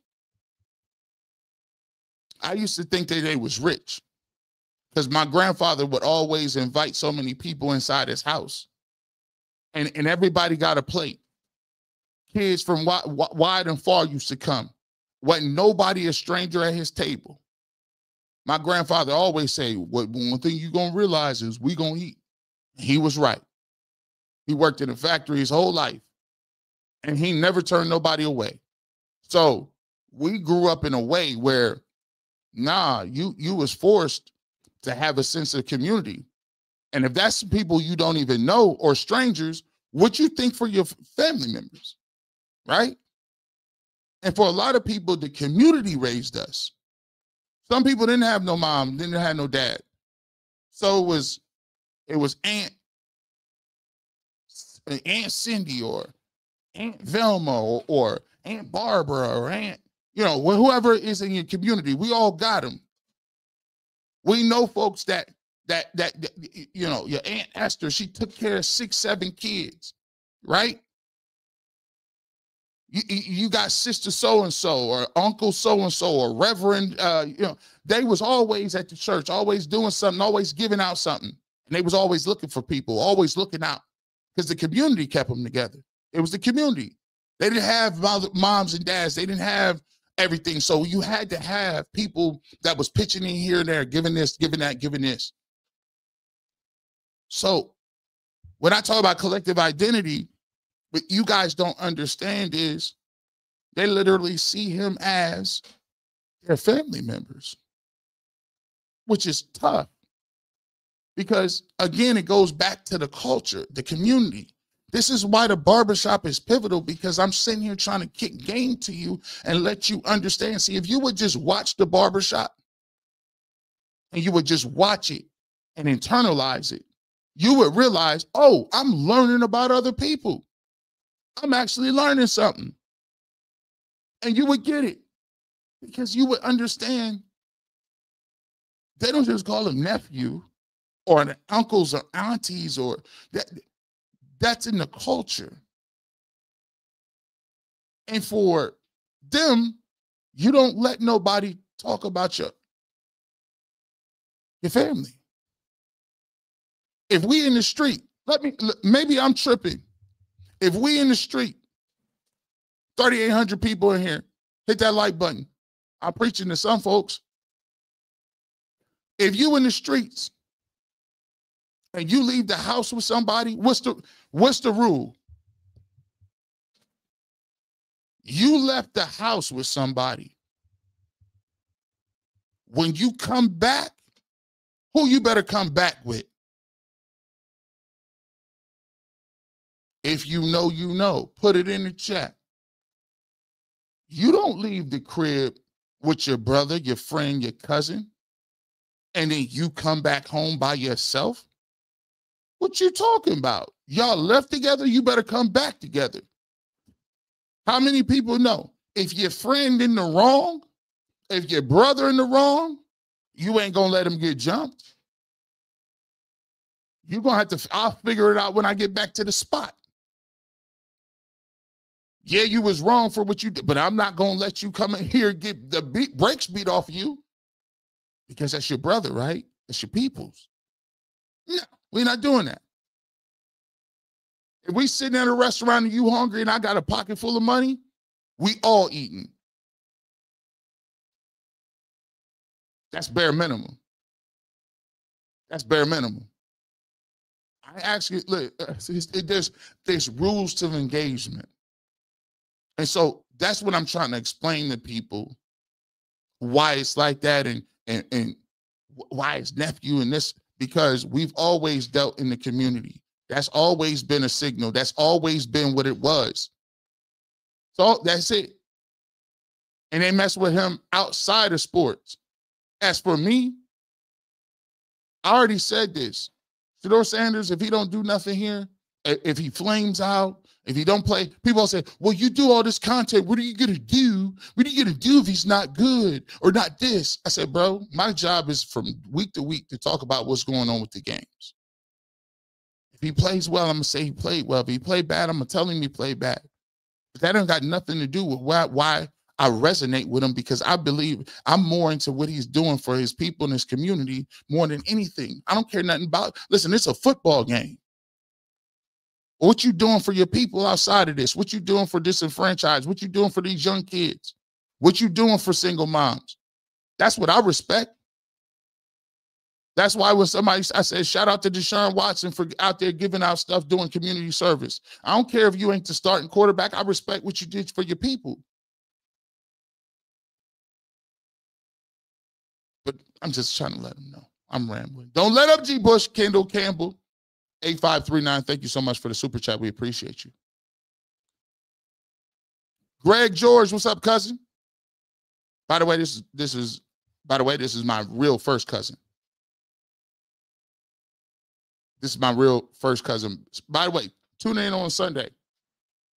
3 Island G. We about to get to it. Shout out for him sponsoring the show. We're going to get to it. We got the ad popping tomorrow. We'll put that out there. If you're in Florida, we'll let you know. Go out here and check that out. We'll be playing that tomorrow during the post-game show. So make sure you check that out. But this is literally my first cousin. So he know everything I just said is facts. If Shedeur is the answer at quarterback, then we could build an offensive line of receivers for the long term. I'm on the fence about wanting Stefanski gone now.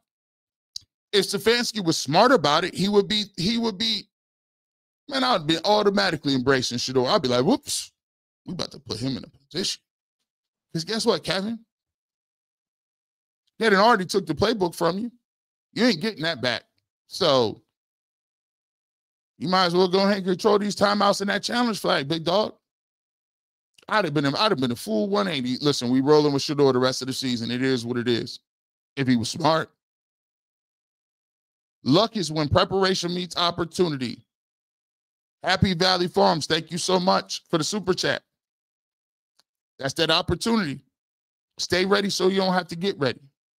But the cool thing about it is now you can see the acceleration process of what's going on, because now I do feel that he's going to be in a position to continue to learn, to continue to get all the reps, and to continue to progress from week to week as he's immersed into the game. And that energy level, what they're going to have with the team is crazy. I can't wait. By the way, you throw it in the chat. Put a happy face in the chat if you excited for this game coming up. You excited? Put a happy face in the chat. I'm excited. Listen, I ain't been, this last 2 years has been tough. I'm literally excited for once to go into these games because I think I could see something for the future.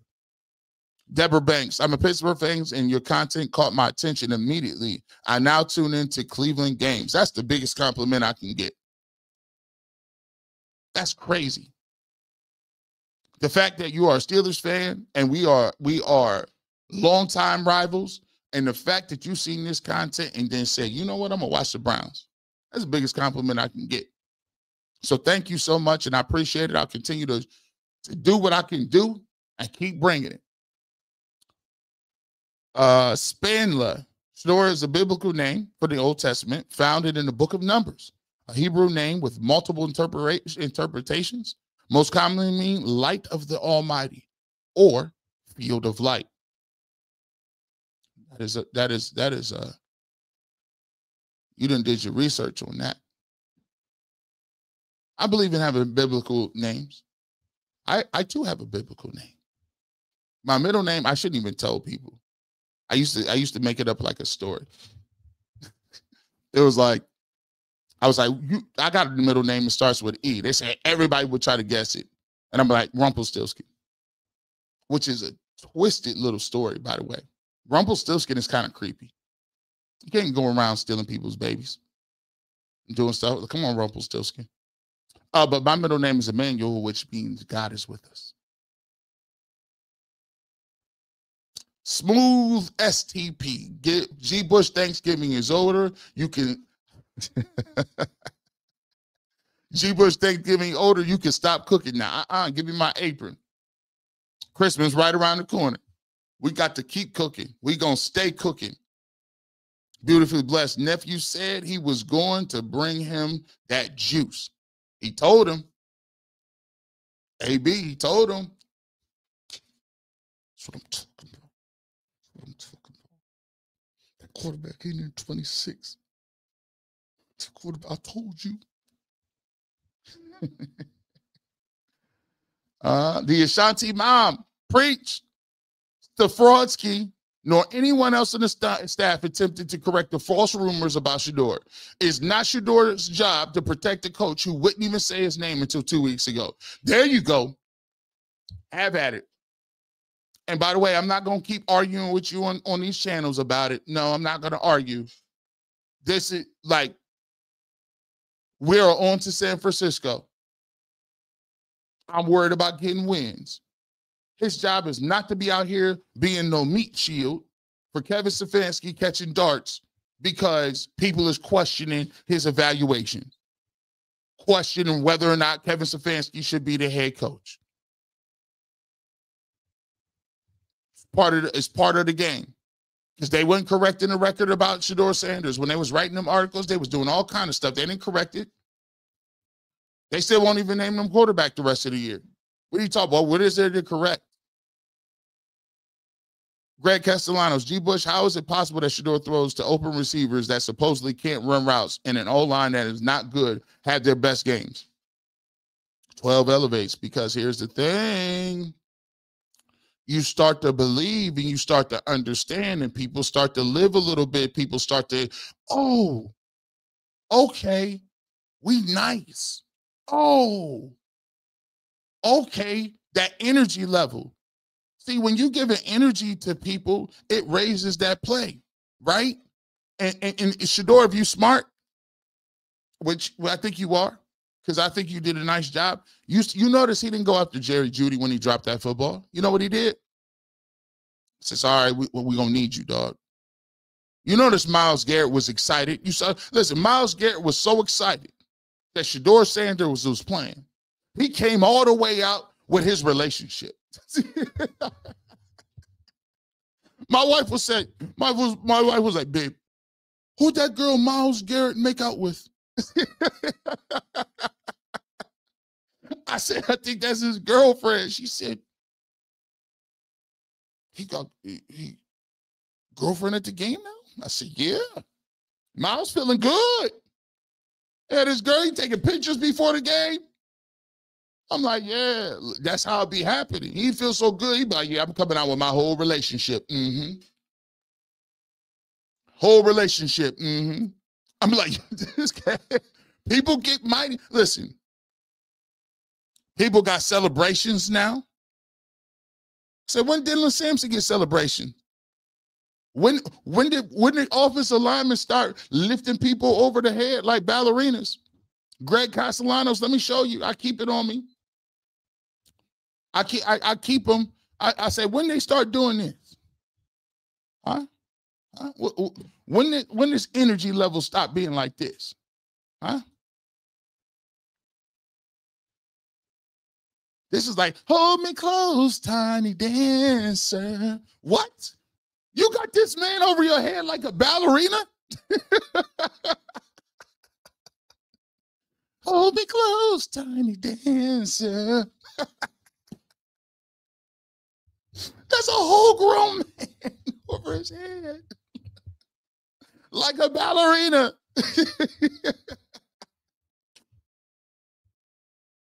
Bro, I can't even do that. Hey, grown married people can't even do that. Like you get a foul for that. You can't lift your wife over their head like this. This is not Patrick Swayze and Dirty Dancing. That stuff don't exist, bro. You be married for a whole 6 months. All that stuff stop.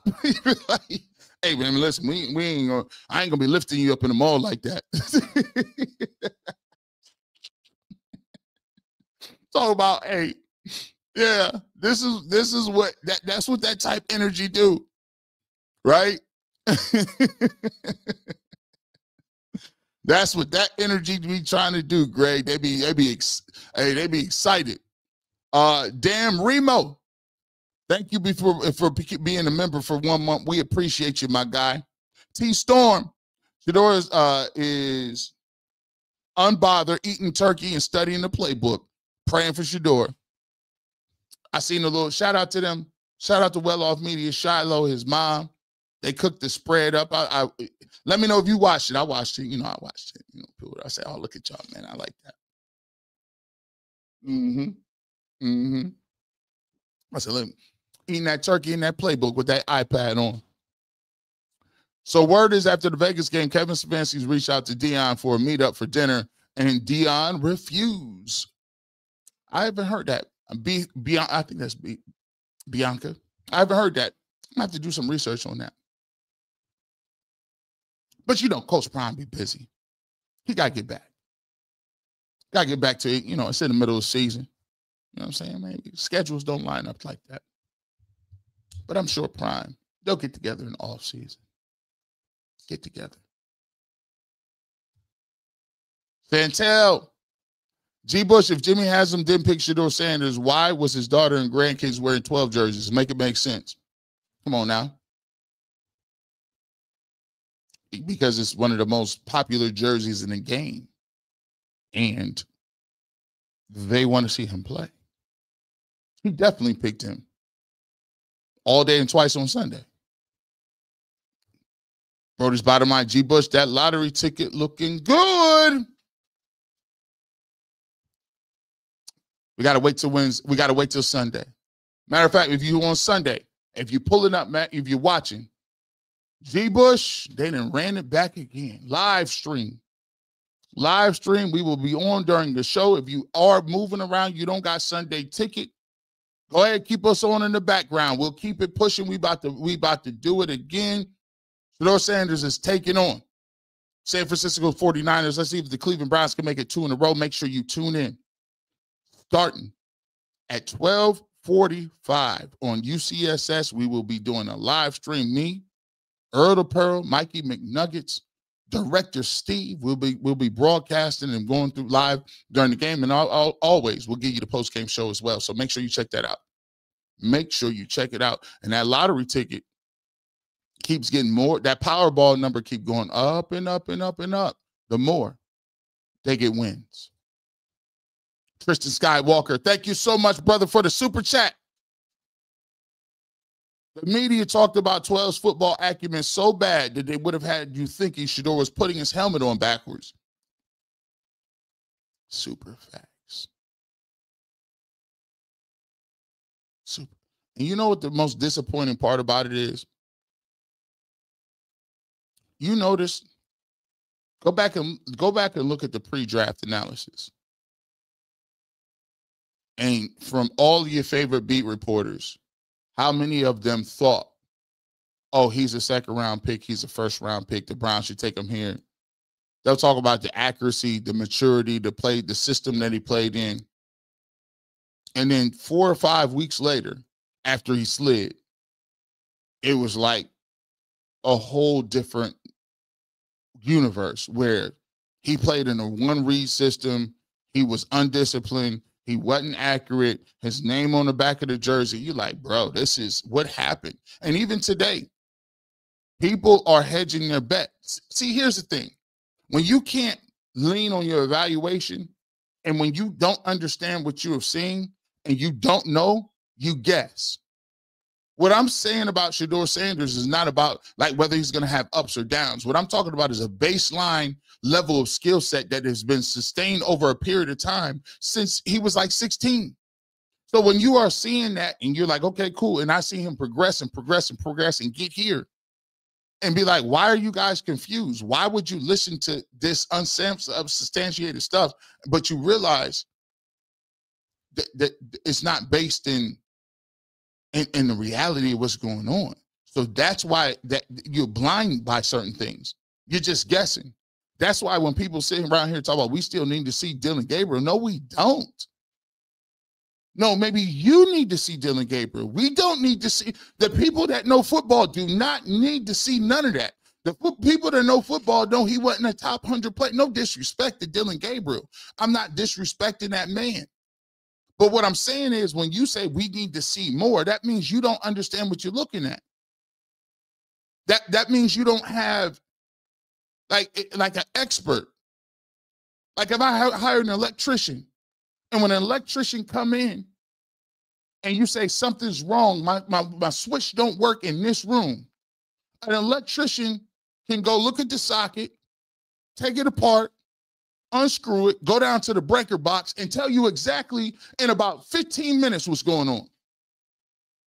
But if you get a dude pretending, a jack of all trades, a person that just been around the block, not no certified electrician, so a handyman, he might be down there for an hour trying to do some trial and error, troubleshooting. When you get you a professional that could come in and see what we got going on today and be done had this little job done and finishing you go about your business. But that's the problem. A lot of people ain't got none of that. They don't know what they're looking at. So you might need to, what you mean you need to see Dylan? No, you don't. I could break down why he wasn't Nick to start with. I can tell you that right now, based on film work. Sean King said it. By the way, Joe Thomas, this is why I say, don't listen to little old me. Joe Thomas, I said, would you give him G. Bush? I gave him a B. He said, Shedeur Sanders got an opportunity. I give him an A. He got an opportunity to be a franchise quarterback, and he did excellent in this football game. I said, okay, Joe, say it louder. Don't listen to me, because when I tell you that, but what about this? Yeah, bring that narrative noise up with him. Bring up, why you never hear about what you heard when he say something? Where's that? I heard, I'm just saying. Stefanski could have put that to bed hundreds of times. He never did. I'm disappointed Bull forgot this.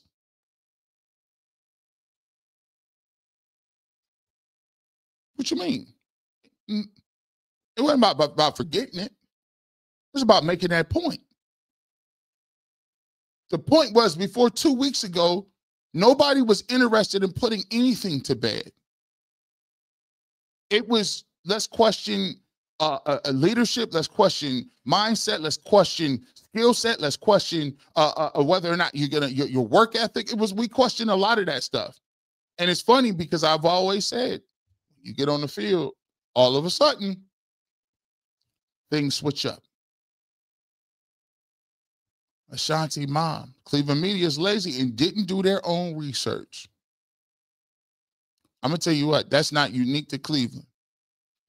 It's not unique to Cleveland. It's unique to where we are as the media. And I know some people get your feathers ruffled because I call it out or say something, but no one is giving me no accurate rebuttal. There are a lot of people that are in the media that have big names that don't do anything. No names necessary. There are a lot of people that get to a point, they live off their name, they don't do any homework, they don't study anything, the producers give them the topics, they sit there, they give half-hearted answers, they don't break down no tape, they ain't watching no games, and they spend most of their time away from what they're doing in baseless opinions. That's just what it is.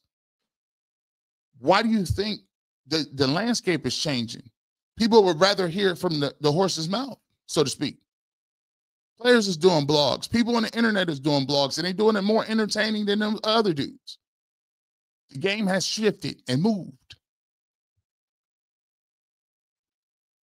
Doggy Bone, the haters, he's cocky and talks too much. Shaking my head. How dare you advocate for yourself after 6 months of everyone calling him everything but a child of God? It's mighty close to shut up and dribble.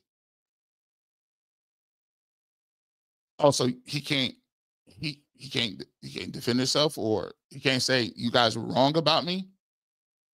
Sometimes people are offended that you won't let them get off what they're going to get off. A lot of times it's not about whether they mad or not. It's just the fact that they don't like you calling them on it. You were wrong. Sharon Bozeman, thank you so much for the super chat. Desmond Johnson, if any more guys say Shedeur is a developmental quarterback when he keep it real in 2 games, Shedeur would look better than the quarterback in the class that just got reps. That developmental quarterback thing, red shirt thing, again, that goes to the thought process that you can, and Shedeur said this, the thought that I could sit there on the sideline and somehow by osmosis learn. Remember in the first Matrix where they used to have those things in those simulations where they would plug you in and they would download different things. So instead of having to learn Spanish, all you did is they jacked you up, plugged you up to the internet, and downloaded it on your brain. So now you knew fluent Spanish.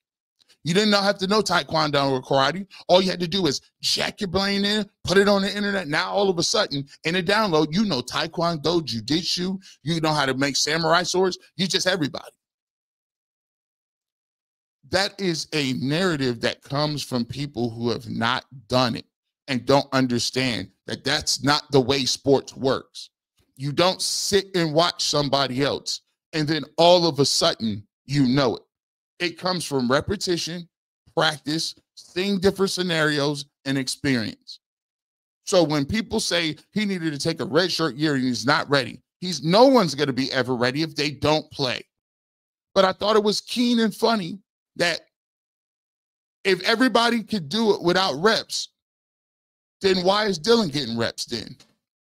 If Dylan, it was always getting reps when Joe Flacco was here or always getting reps when Kenny Pickett was here, why is it that no one brings the point up that, well, guess what? Dylan Gabriel, despite being behind those two, got reps. But the backup never gets reps. No, sir. Sir. Dylan Gabriel has got reps since day one. Even in training camp, when it was practice. And you say, guys, now watch this. I'm just giving you the facts. If you tell me during the football season that the backup is not getting reps, this reps thing, the backup's not getting reps, right? That's cool if you guys want to say that. But what's your excuse when in practice and preseason and OTAs where you're not playing a game, they're not keeping score, it's not a competitive game where you're going to be judged, it is practice with the Browns, then why don't you get reps then? It don't count. Let me ask you this question. Why is it that you gave Tyler Huntley any reps and he didn't make the team? You gave him reps over Shedeur Sanders in practice and never made the team. He plays for the Ravens now. So you can't use, well, it's a game and we got to get everybody ready because you didn't do it in regular practice. When you didn't put him out there in the 2-minute warning, the excuse was we don't want to ruin him. What was the excuse in practice? Rookie minicamp. Stop, boy. Mac Dog. Sanders beat the 49ers post-game will be wild work. That post-game, matter of fact, check it out. We're going to go crazy. Reverend B.J. Nelson, you preaching nothing but the truth. May the blessing of God keep you covering my brother. We appreciate you. Larry Fournier says Zach Jackson is the only credible media member who I trust. I initially called Shedeur on being the better quarterback than Dylan Gabriel since the summer camp. And you know what, Larry? It's so crazy. They wouldn't give him reps then. What was the excuse? Well, he's a 5th round pick. Yoshi Doshi. I made the comparison of Sanders, Judkins fan into the Tamil Kings before the first preseason games. How close do you think we are to success? Let me tell you this. Your best players are already rookies. Here's why I told people Andrew Berry would ever win. First of all, let's understand this. I think Andrew Berry has already cemented himself as being here next year. The question is Kevin Stefanski. And the reason I say I think he cemented himself is because of the fact that you look at his draft. Judkins and Fannin are your 2 best offensive players. They're rookies. If Shedeur Sanders is good and he turns out to be like he continues to play well You already have Carson Schlesinger. Mason Graham looks like he played his best game. Malik Collins, he brought in as a free agent, leads defensive tackles with 6.5 sacks. Myles Garrett, who people said trade for picks, he's playing like the greatest defensive end we've ever seen. And Andrew Berry went back out and said, oh, no, we're not trading. You come on back in here. Devin Bush, who he signed, playing the best ball of his life. Come on now. Tyson Campbell. That move in the middle of the year looked crazy. He looked like a baller. This alone, when you got hit after hit after hit, and Carson Schlesinger's defensive rookie of the year, he may gonna be a Pro Bowler. When you got hit and then you hit on the quarterback, guess who in charge? Because my stinking suspicion is this. I don't think Andrew Berry had any level of high control over what they was doing. The chief strategy officer, Paul DePodesta, who outlived Dorsey, was the dude pulling the strings in his analytical nature. And Kevin Stefanski actually had a level of power because he was the 2-time coach of the year. So I think Andrew Berry, if you ask yourself, was the third person on the totem pole. Did he have some say? Sure. But he came in on the hottest seat until they got all these rookies that started playing well. And Jimmy Haslam was like, hold on, who picked these? Oh, yeah. All right, Jim DePodesta, we good on that. We good on that.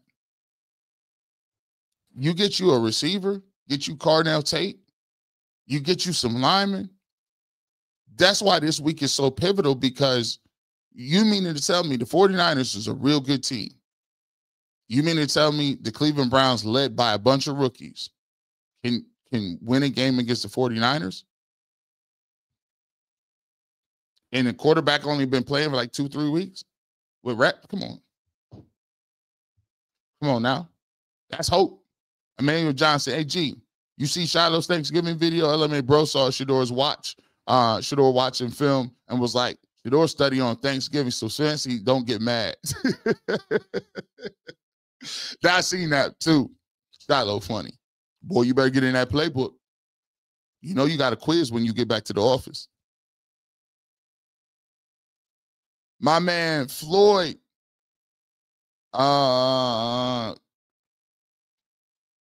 Floyd Connor, G. Bush, the real OG. Let's go, Shedeur. We appreciate you being a member, my guy. Yoshi Doshi, I call you and Rosie the Killer Bees. Hey, can we get a shirt like that? Can we get a shirt called the Killer Bees? Speaking of shirts. Ooh. Speaking of the hoodie, I told you I was going to get them together. I told him the Kool-Aid Mafia is back. You see what it is? Yeah, we're going to have this on Sunday. We're going to have this. Shout out to Rosie B. I be telling her, I said, Rosie, get me together. She's like, I got you, no problem. We got this hoodie in black. We got this hoodie in gray. We got this hoodie in heather gray. We be out here moving. You can get you a little tumbler too. Sip your Kool-Aid.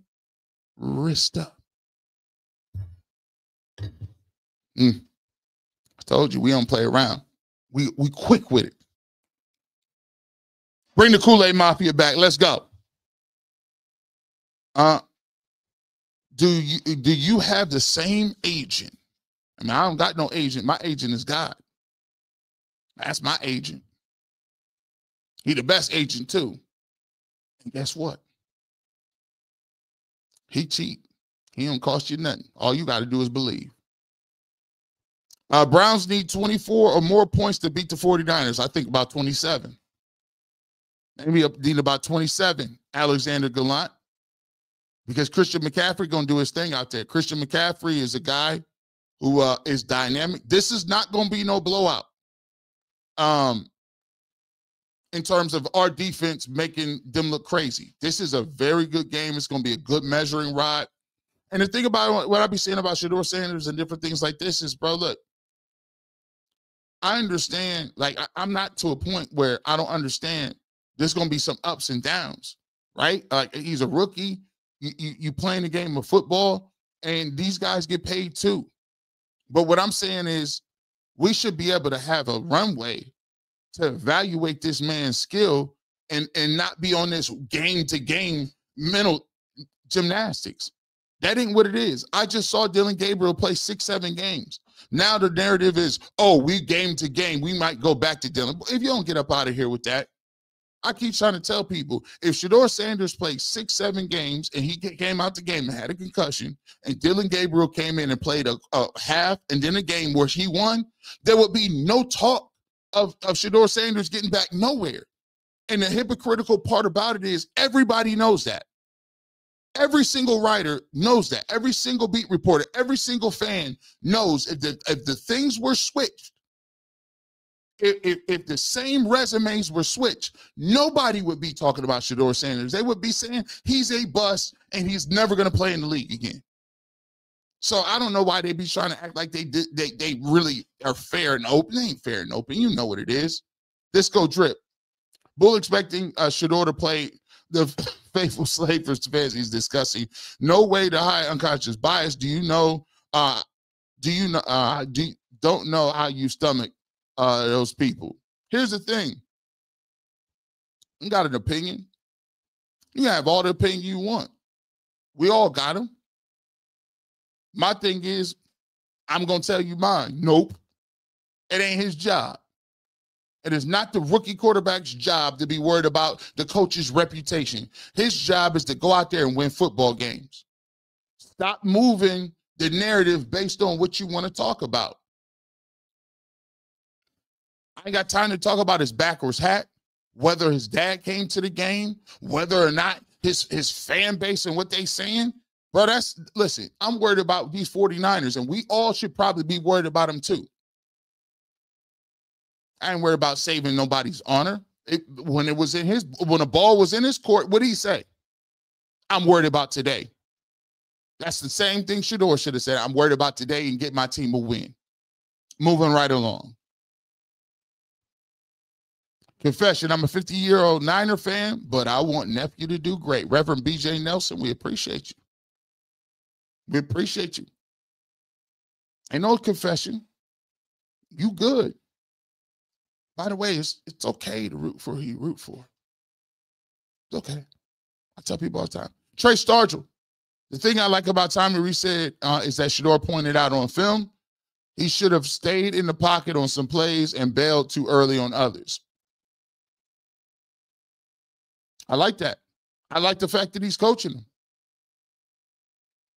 That, the crazy part about it is that they try to act like the dude's not coachable. Like the dude don't take any critical comments, that he don't do any constructive criticism. His father coaches him hard. His father always coached him hard. He's a rookie. He's going to make mistakes. It's about getting better. But some people is like, oh, there's a perception that he's not coachable. Come on, man. He don't know everything. He's not infallible. He can make mistakes. He made a mistake last game. It's okay. Miss Melanated. It pains me when people, my people, blacks that are journalists, just don't get it. They refuse to accept sabotage or collusion. If you want to live in a world and believe that everything is peachy keen and everybody has the best intentions, I don't know what to tell you, because you're not living in the same world that I'm living in.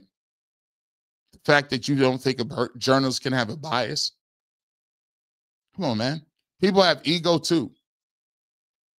There are lots of people who use the way athletes treat them in their career, and they use that against them when it comes to Hall of Fame voting. Some people, I'm not going to vote for him because he snubbed me. He didn't give me an interview. I didn't like the way he handled himself off the field. I didn't like the way he was flashy. I didn't like the way he did this. I didn't like this. I didn't like that. And I always be asking people, where did we get to a point where we started valuing the opinion of people that Ain't never done it. And I'm not killing all journalists. There's some great Hall of Fame journalists out there. There's some great people that write, and writing is a skill. And I'm not sitting here telling you that the journalism field is dead or people is all of them are bad people. What I am saying is it's very naive to think that everybody is great. There's going to be a couple of people here there that are biased, that use their platforms as a bully pulpit. They use their platforms to spew bias and frankly, a level of hate and a level of ignorance. But there's also some great ones that push the conversation forward. But it's disingenuous to run around and think that everybody is virtuous because they're in the same industry as you. Stop. That's why all hosts ain't. What do you mean? It cracks me up. Sharon Bozer, hello, G. Bush. I'm back 1 month ago. Sean Keaton gave the roadmap. Yep, he did. I told him that we told him the roadmap. See, we've been going back and forth. This is the way we build it over here. I've been telling them that, like, I've been showing you the path. I ain't been wrong. We've been step by step talking about what it is.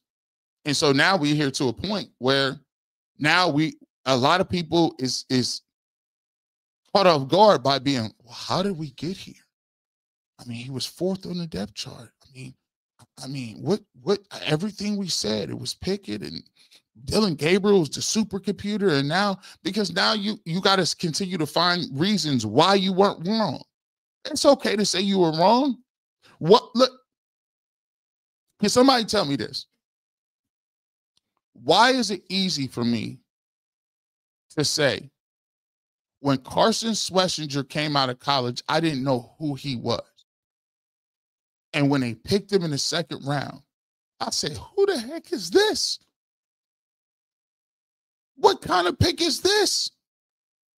And I said, you put the linebacker here? But when I saw him play in practice, I went back and evaluated and watched the tape. I then took a look what he was doing. And I said, you know what?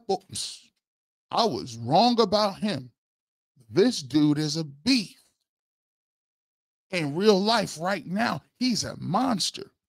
How is it that I could come out and comfortably say, you know what? I had it wrong about him. This dude is a baller. How come I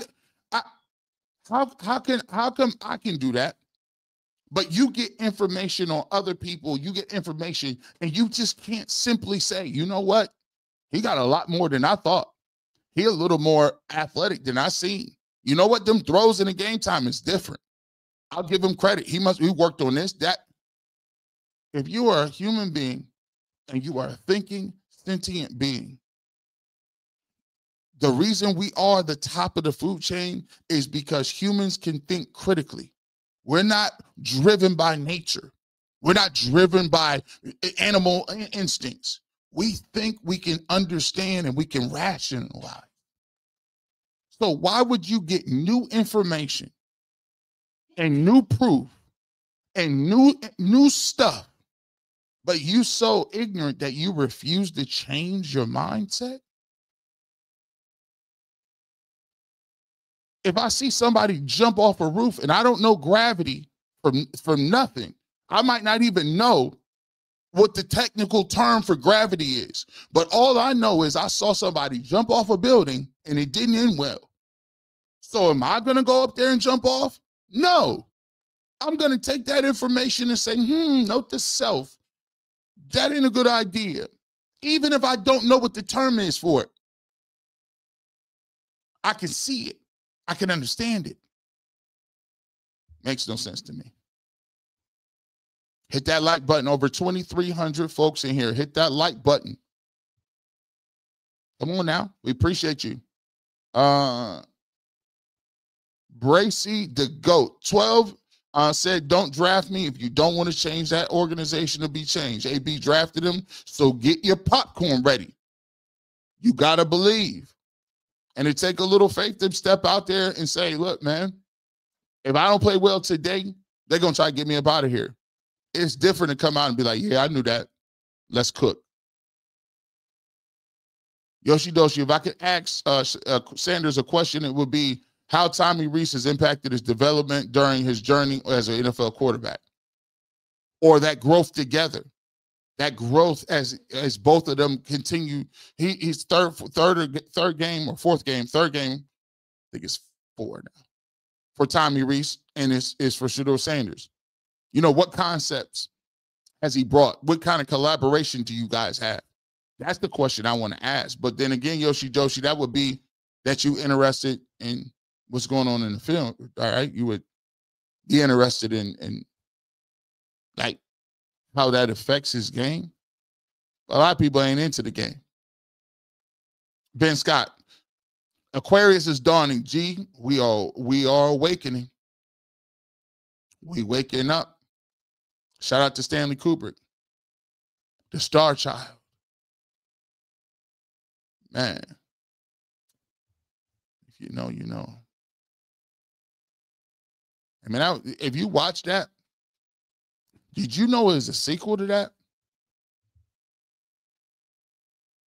There's a sequel. I randomly seen it. It was crazy. They brought Hal back and everything. Hal came back.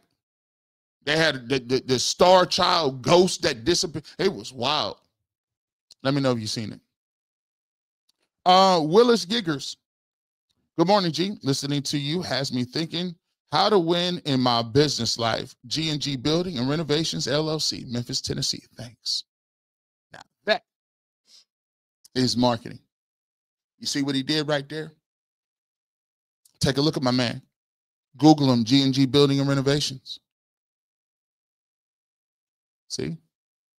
He's a smart man. He understands. He understands the game. Bracy the GOAT, you got to believe. We appreciate the super chat. Life of TB.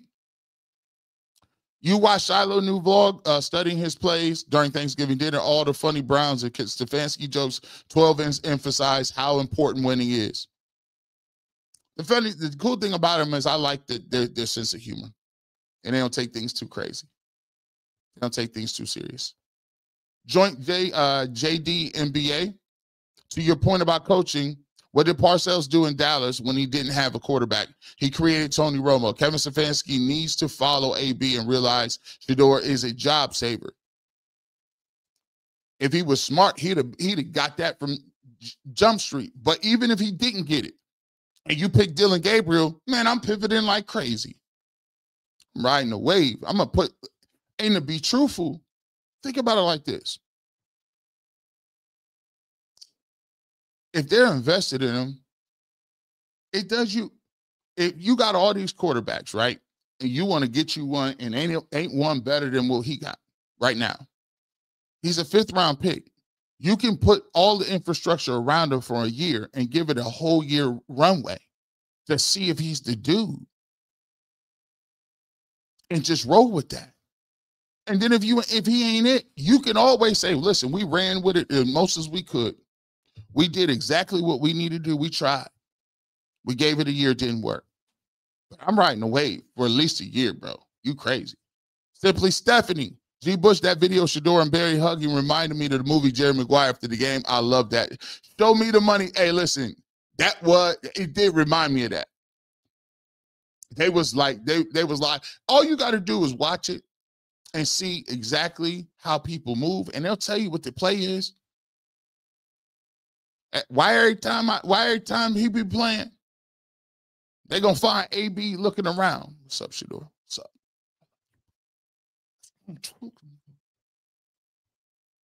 Our Revs guess.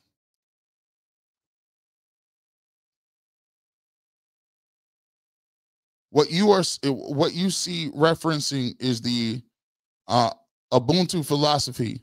I am because we are. That is a Black culture and a Black community. There's a lot of that. I like how you got very surgical with that. Even if I didn't even know about that philosophy, that's the crazy thing about it. Like, I didn't know the actual name for it, but that's crazy because you can feel it. You know what I'm saying? That's why, have you already noticed we be walking down the street and be like, so Hey, what's up, brother? We be doing that, right? What's up? You just, that silent nod. Oh, I see you. I see you. You see what I'm saying? Gregory George, we have to get Bill Callahan back at all costs. I dare. I don't care if it make his son the head coach. I think you'll be able to get him back.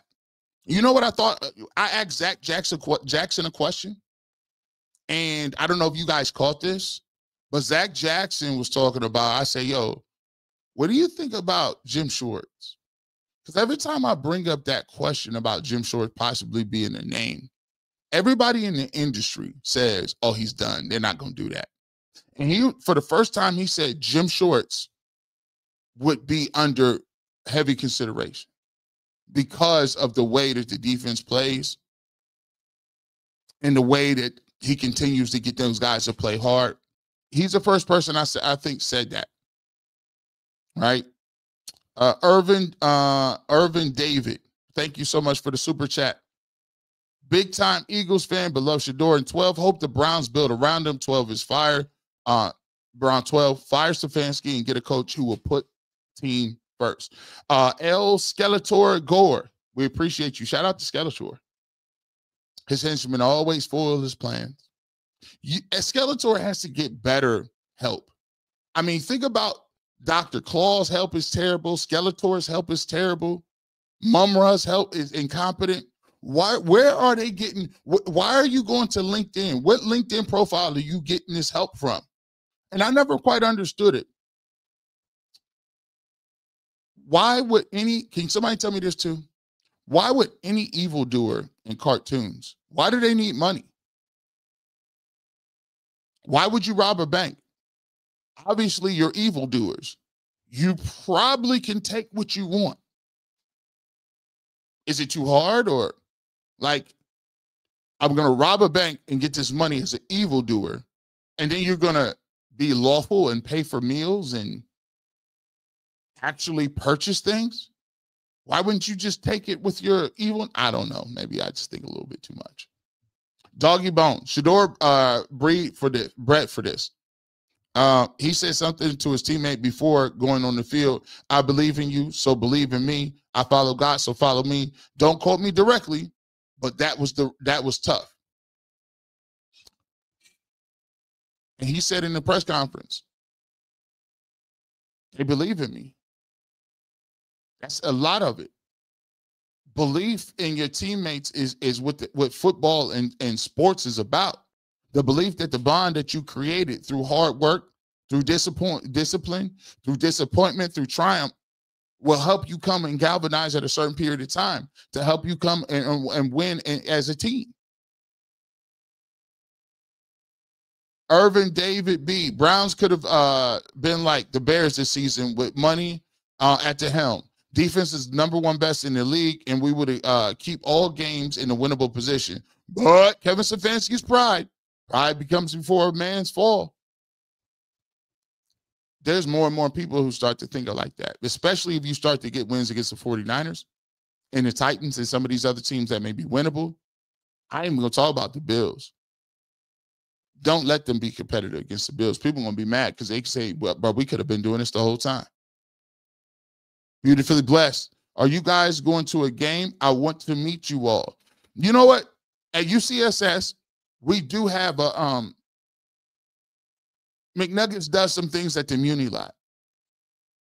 And I wouldn't be opposed. Y'all let me know if y'all would pull up. You let me know if you would pull up. If enough people say they would pull up, I might go to the Muni lot and do something. We did that not this last year, maybe the year before. I'm not opposed to it. Asama. Texas Tech coach, Baylor coach, and Sean Payton all said that he's going to be a problem in the league. If he keep dropping dimes like that on no practice time, you're going to be in trouble. Jersey 8288. Why the media allowed Albert to continue to be so negative about 12? I need the media to push back the narrative because it should be investigated. Listen, it's the first time that I actually literally mentioned his name, but the clip was so inflammatory. And let me get this straight. So the way I understand, Ken played the clip, and he disagreed with the clip. It wasn't, that clip didn't happen, like they weren't interviewing Albert, and then Ken was sitting there and didn't say nothing. He played the clip from another interview, and Ken said he didn't like it.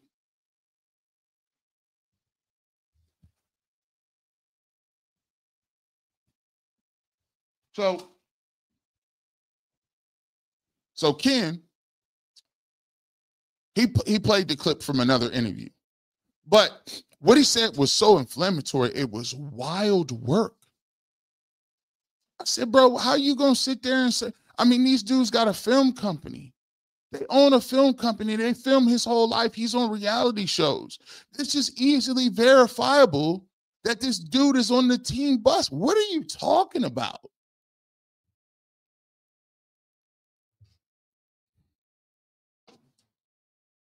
That type of stuff is it's irritating, man. Because it's a quick 5-minute check and see. And that's why for me, I try not to say things that might not necessarily be true, or if I got to figure it out, or because I got a lot of people who listen to this stuff. And if I say something, it could really go a certain different way. So I got to be careful about what I'm saying or repeating, because people gonna hear it and be like, oh, well, G. Bush said this and G. Bush said that. Nah, bro. I'm like, come on, man. How you gonna try to make up like this dude was as Prime D? Here's the thing, too. That comes from a little bit of the situation. Go watch Coach Prime's documentary. Watch how many people was upset that Coach Prime tried to play a football game and a baseball game. Yeah, there's like, yeah, G. Bush, he was like, man. I'm like, man, we gotta get that water. Look how many people was mad at Coach Prime because he was in a football game and a baseball game in one day. They called it selfish. They called it arrogant. They called it doing too much. How many people around in baseball communities and football? In the baseball team, it was crazy. They didn't let him play. He didn't even play in that game because they were salty at the fact that who do you think you are? Jean A. Marchant. Keep cooking. AM hungry, bro. I appreciate you. G, I tried to support your collab with Quincy, my guy, but it feels like his channel feeds the hate. The comments be going crazy. I had to dip. Booch Wyatt. When I go on there and I look at it and they ask about the situation with Shedeur Sanders, I don't understand. I simply don't understand it. Actually, I do understand it. Let me stop saying that. I do understand it. Actually, I understand it intimately. When you have this thing, or you have a fixation on us versus them, it's a very powerful thing. It's a very powerful thing. I don't got a problem with nobody. But what I always say is, it comes down to the film. It comes down to playing. It comes down. And what you started to find out is, even as he continues to play well, there's this invisible pushback. It's this invisible need to diminish, the invisible need to bring up certain things that would never be brought up. And it's easy to see. Like, we talk about the backwards hat. We talk about whether or not why his supporters are doing what he's doing. We talk about people asking about is your father a distraction. We talk about all these different things that would never be brought up in another situation with another player. And so when you bring those things up and you say, listen, man, after a certain period of time, people is not going to hear that. There's a level of people who expect people to bow down. Let me just tell y'all something.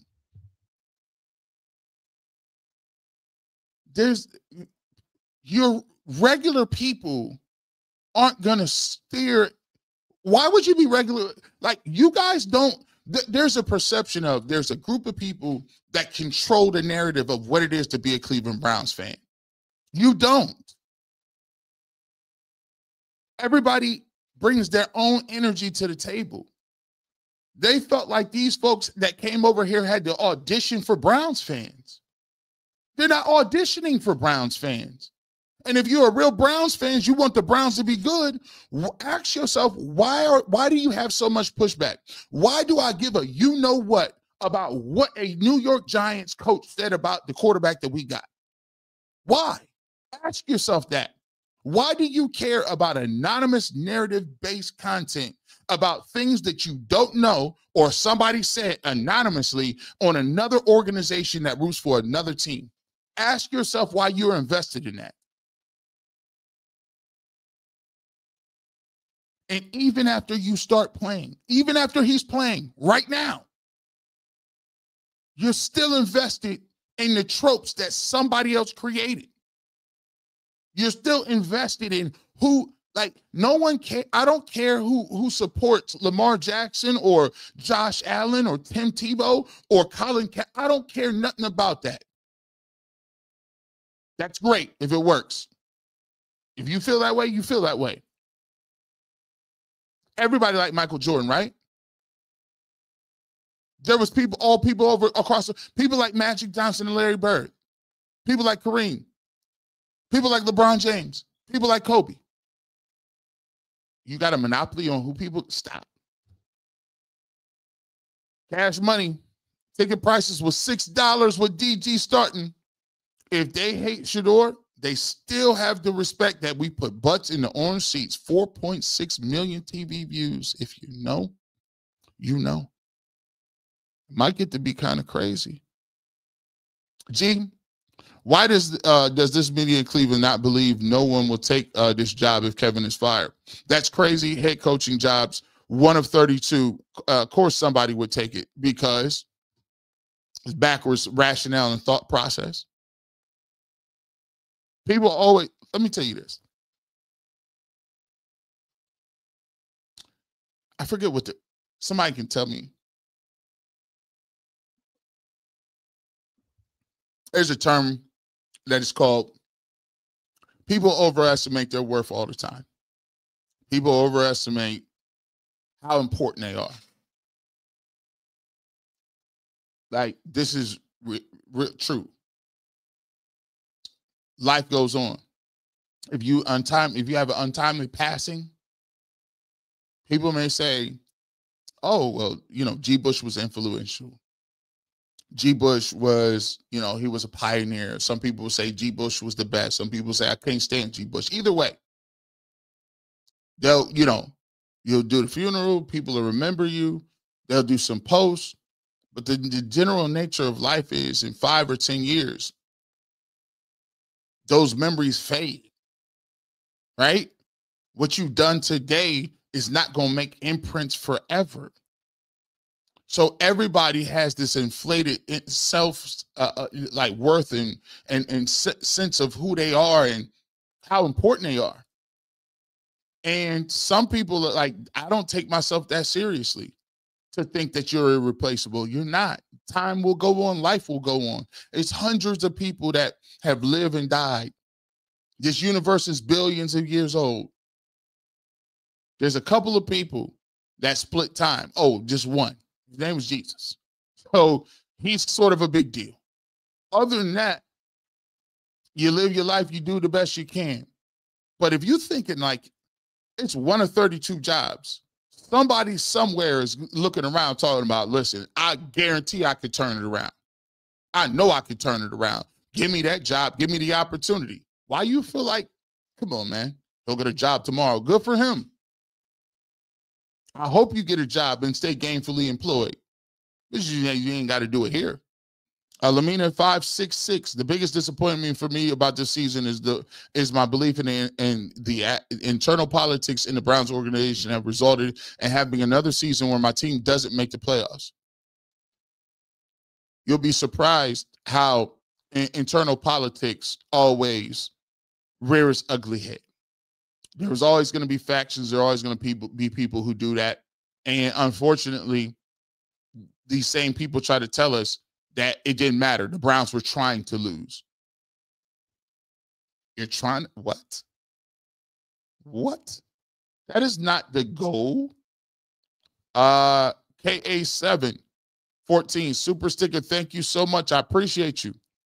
Cash Money 126 became a member. We appreciate you. Saying so, Judy and DG to Miami for Waddle would be nice. I would take that. Saying so. Is that do you know something I don't? Because I already pulled the trigger on that one. Let's come on over here.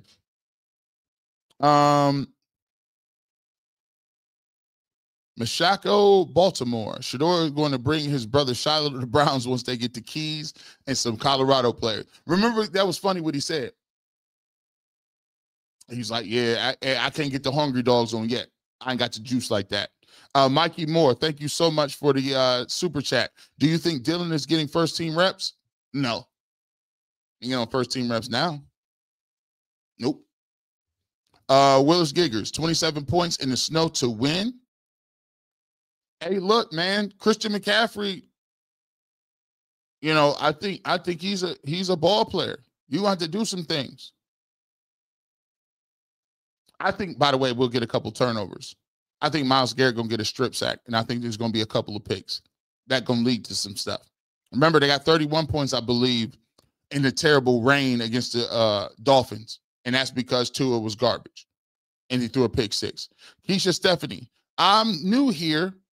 What's the Kool-Aid Mafia? So you know how we always do.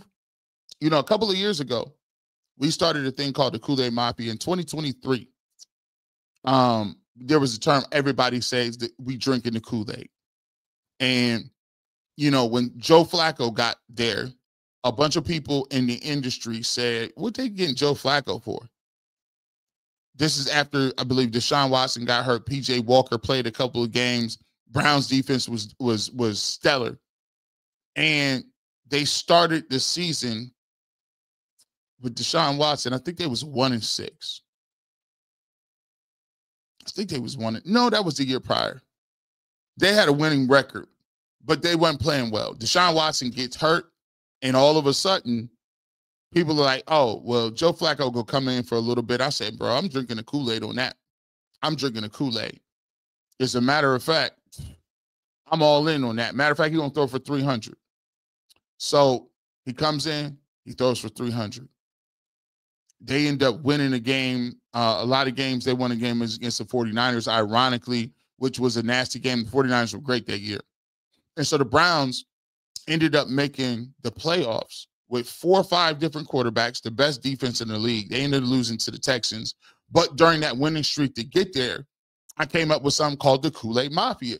And so basically, Browns fans use that as a way to say, yo, listen, we down, but we not out, and we believe in. So during this run, Joe Flacco ended up throwing for like 300 yards, like 5 straight weeks, and the Cleveland Browns miraculously made the playoffs. So from that point on, the Kool-Aid Mafia blew up. People everywhere. Actually, to be truthful, we sold so many T-shirts, it was crazy, because week after week, I would go on UCSS and be like, oh, I'm drinking the Kool-Aid. We went in this day. Like, come on, G. Bush, bro, you can't pick the Browns to win. And they would come in and win. And I'm like, this is crazy. So that was what the Kool-Aid Mafia is. So basically, last year happened, and the Kool-Aid Mafia people thought died because the Browns were 3-something. And I couldn't even muster no Kool-Aid, nothing up. Right? I said, bro, I can't do it. I ain't got no hope. This is terrible. This ain't working. This is nasty work. These dudes about to get fired. Until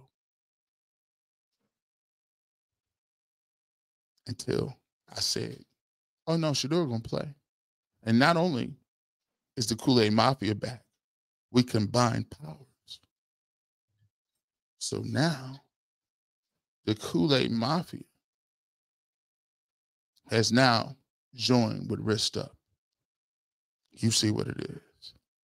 It's double whammy now. So if I was already drinking the Kool-Aid and I got the Wrist Up, you already know what my hope level is. Browns over the 49ers all day. And that is a backstory to the Kool-Aid Mafia. Thank you so much for asking. Cash Money 126. I know I'm late, but I'm here for the content. I appreciate you, my guy. Phyllis Smith.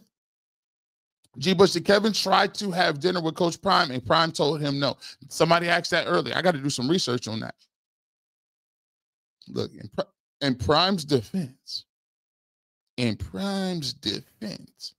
had to get back to Colorado. You know, he coaching during the season. It was a time conflict. No one man should have all this power. I love it. I love it, man. Appreciate the super chat. Sandy's Chance.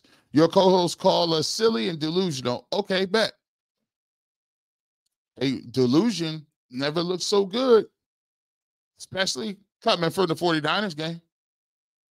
That delusion. Sometimes you got to have a rational faith. Improving your life.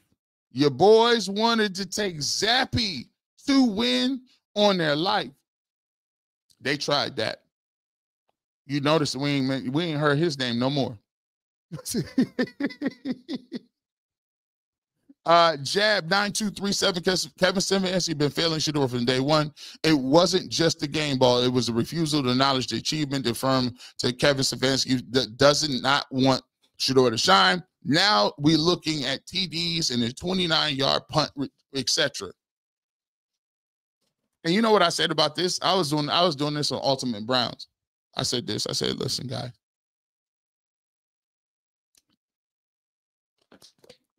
Sometimes they're not going to give you no game ball. We knew what it was. We ain't got to say it to say it. Come on, bro. We looking at we ain't looking at him. We looking past him.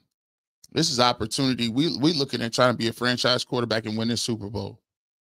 Shedeur did exactly what he was supposed to. Listen, it's a game ball. He can give the game ball to whoever he want to. Shout out to them.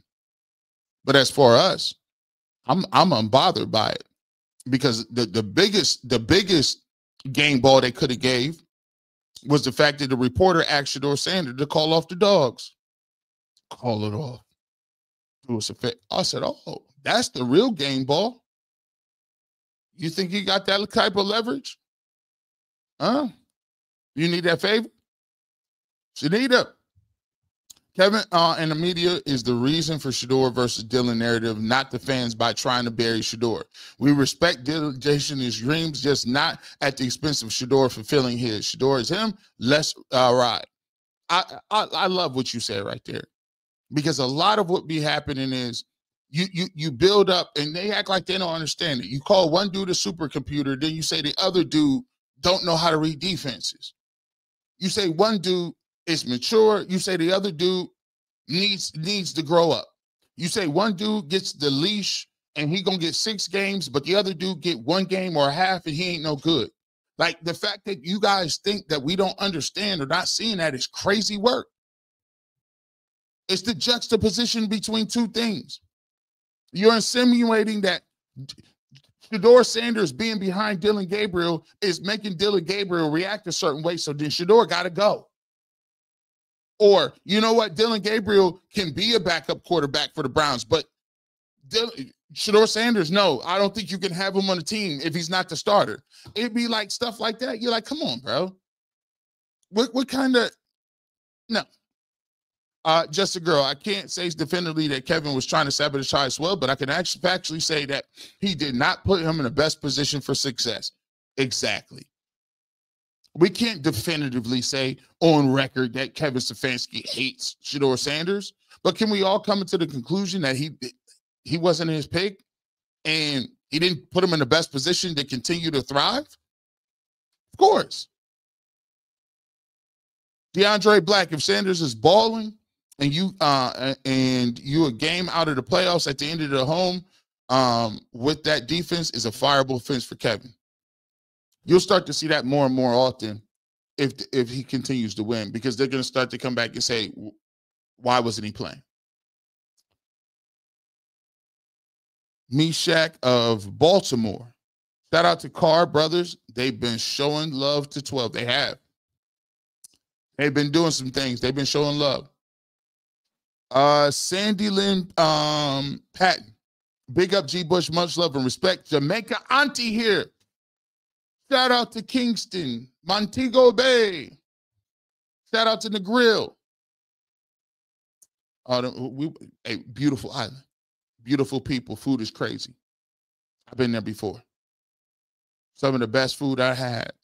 Father of many nations. Shedeur reminds me of David in the cave of Abdullah, or of Adumlam, running away from Saul, stuck with a bunch of men destined to fail, came out with 400 mighty men.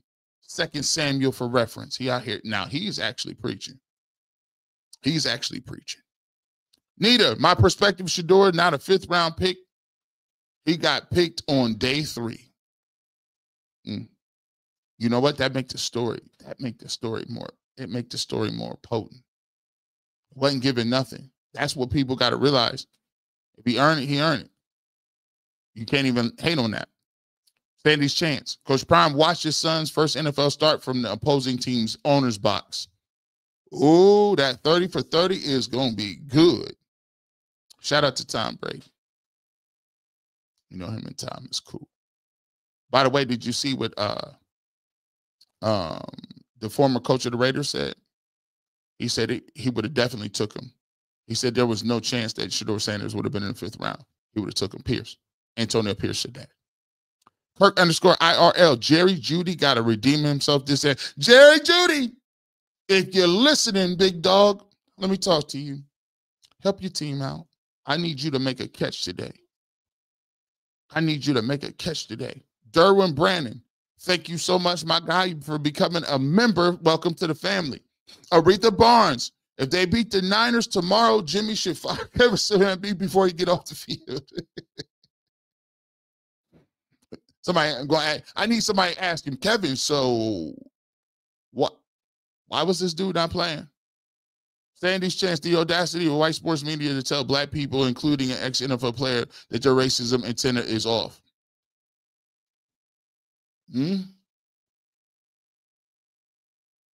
Sandy, sometimes you got to be aware. You got to be aware out here. Understand?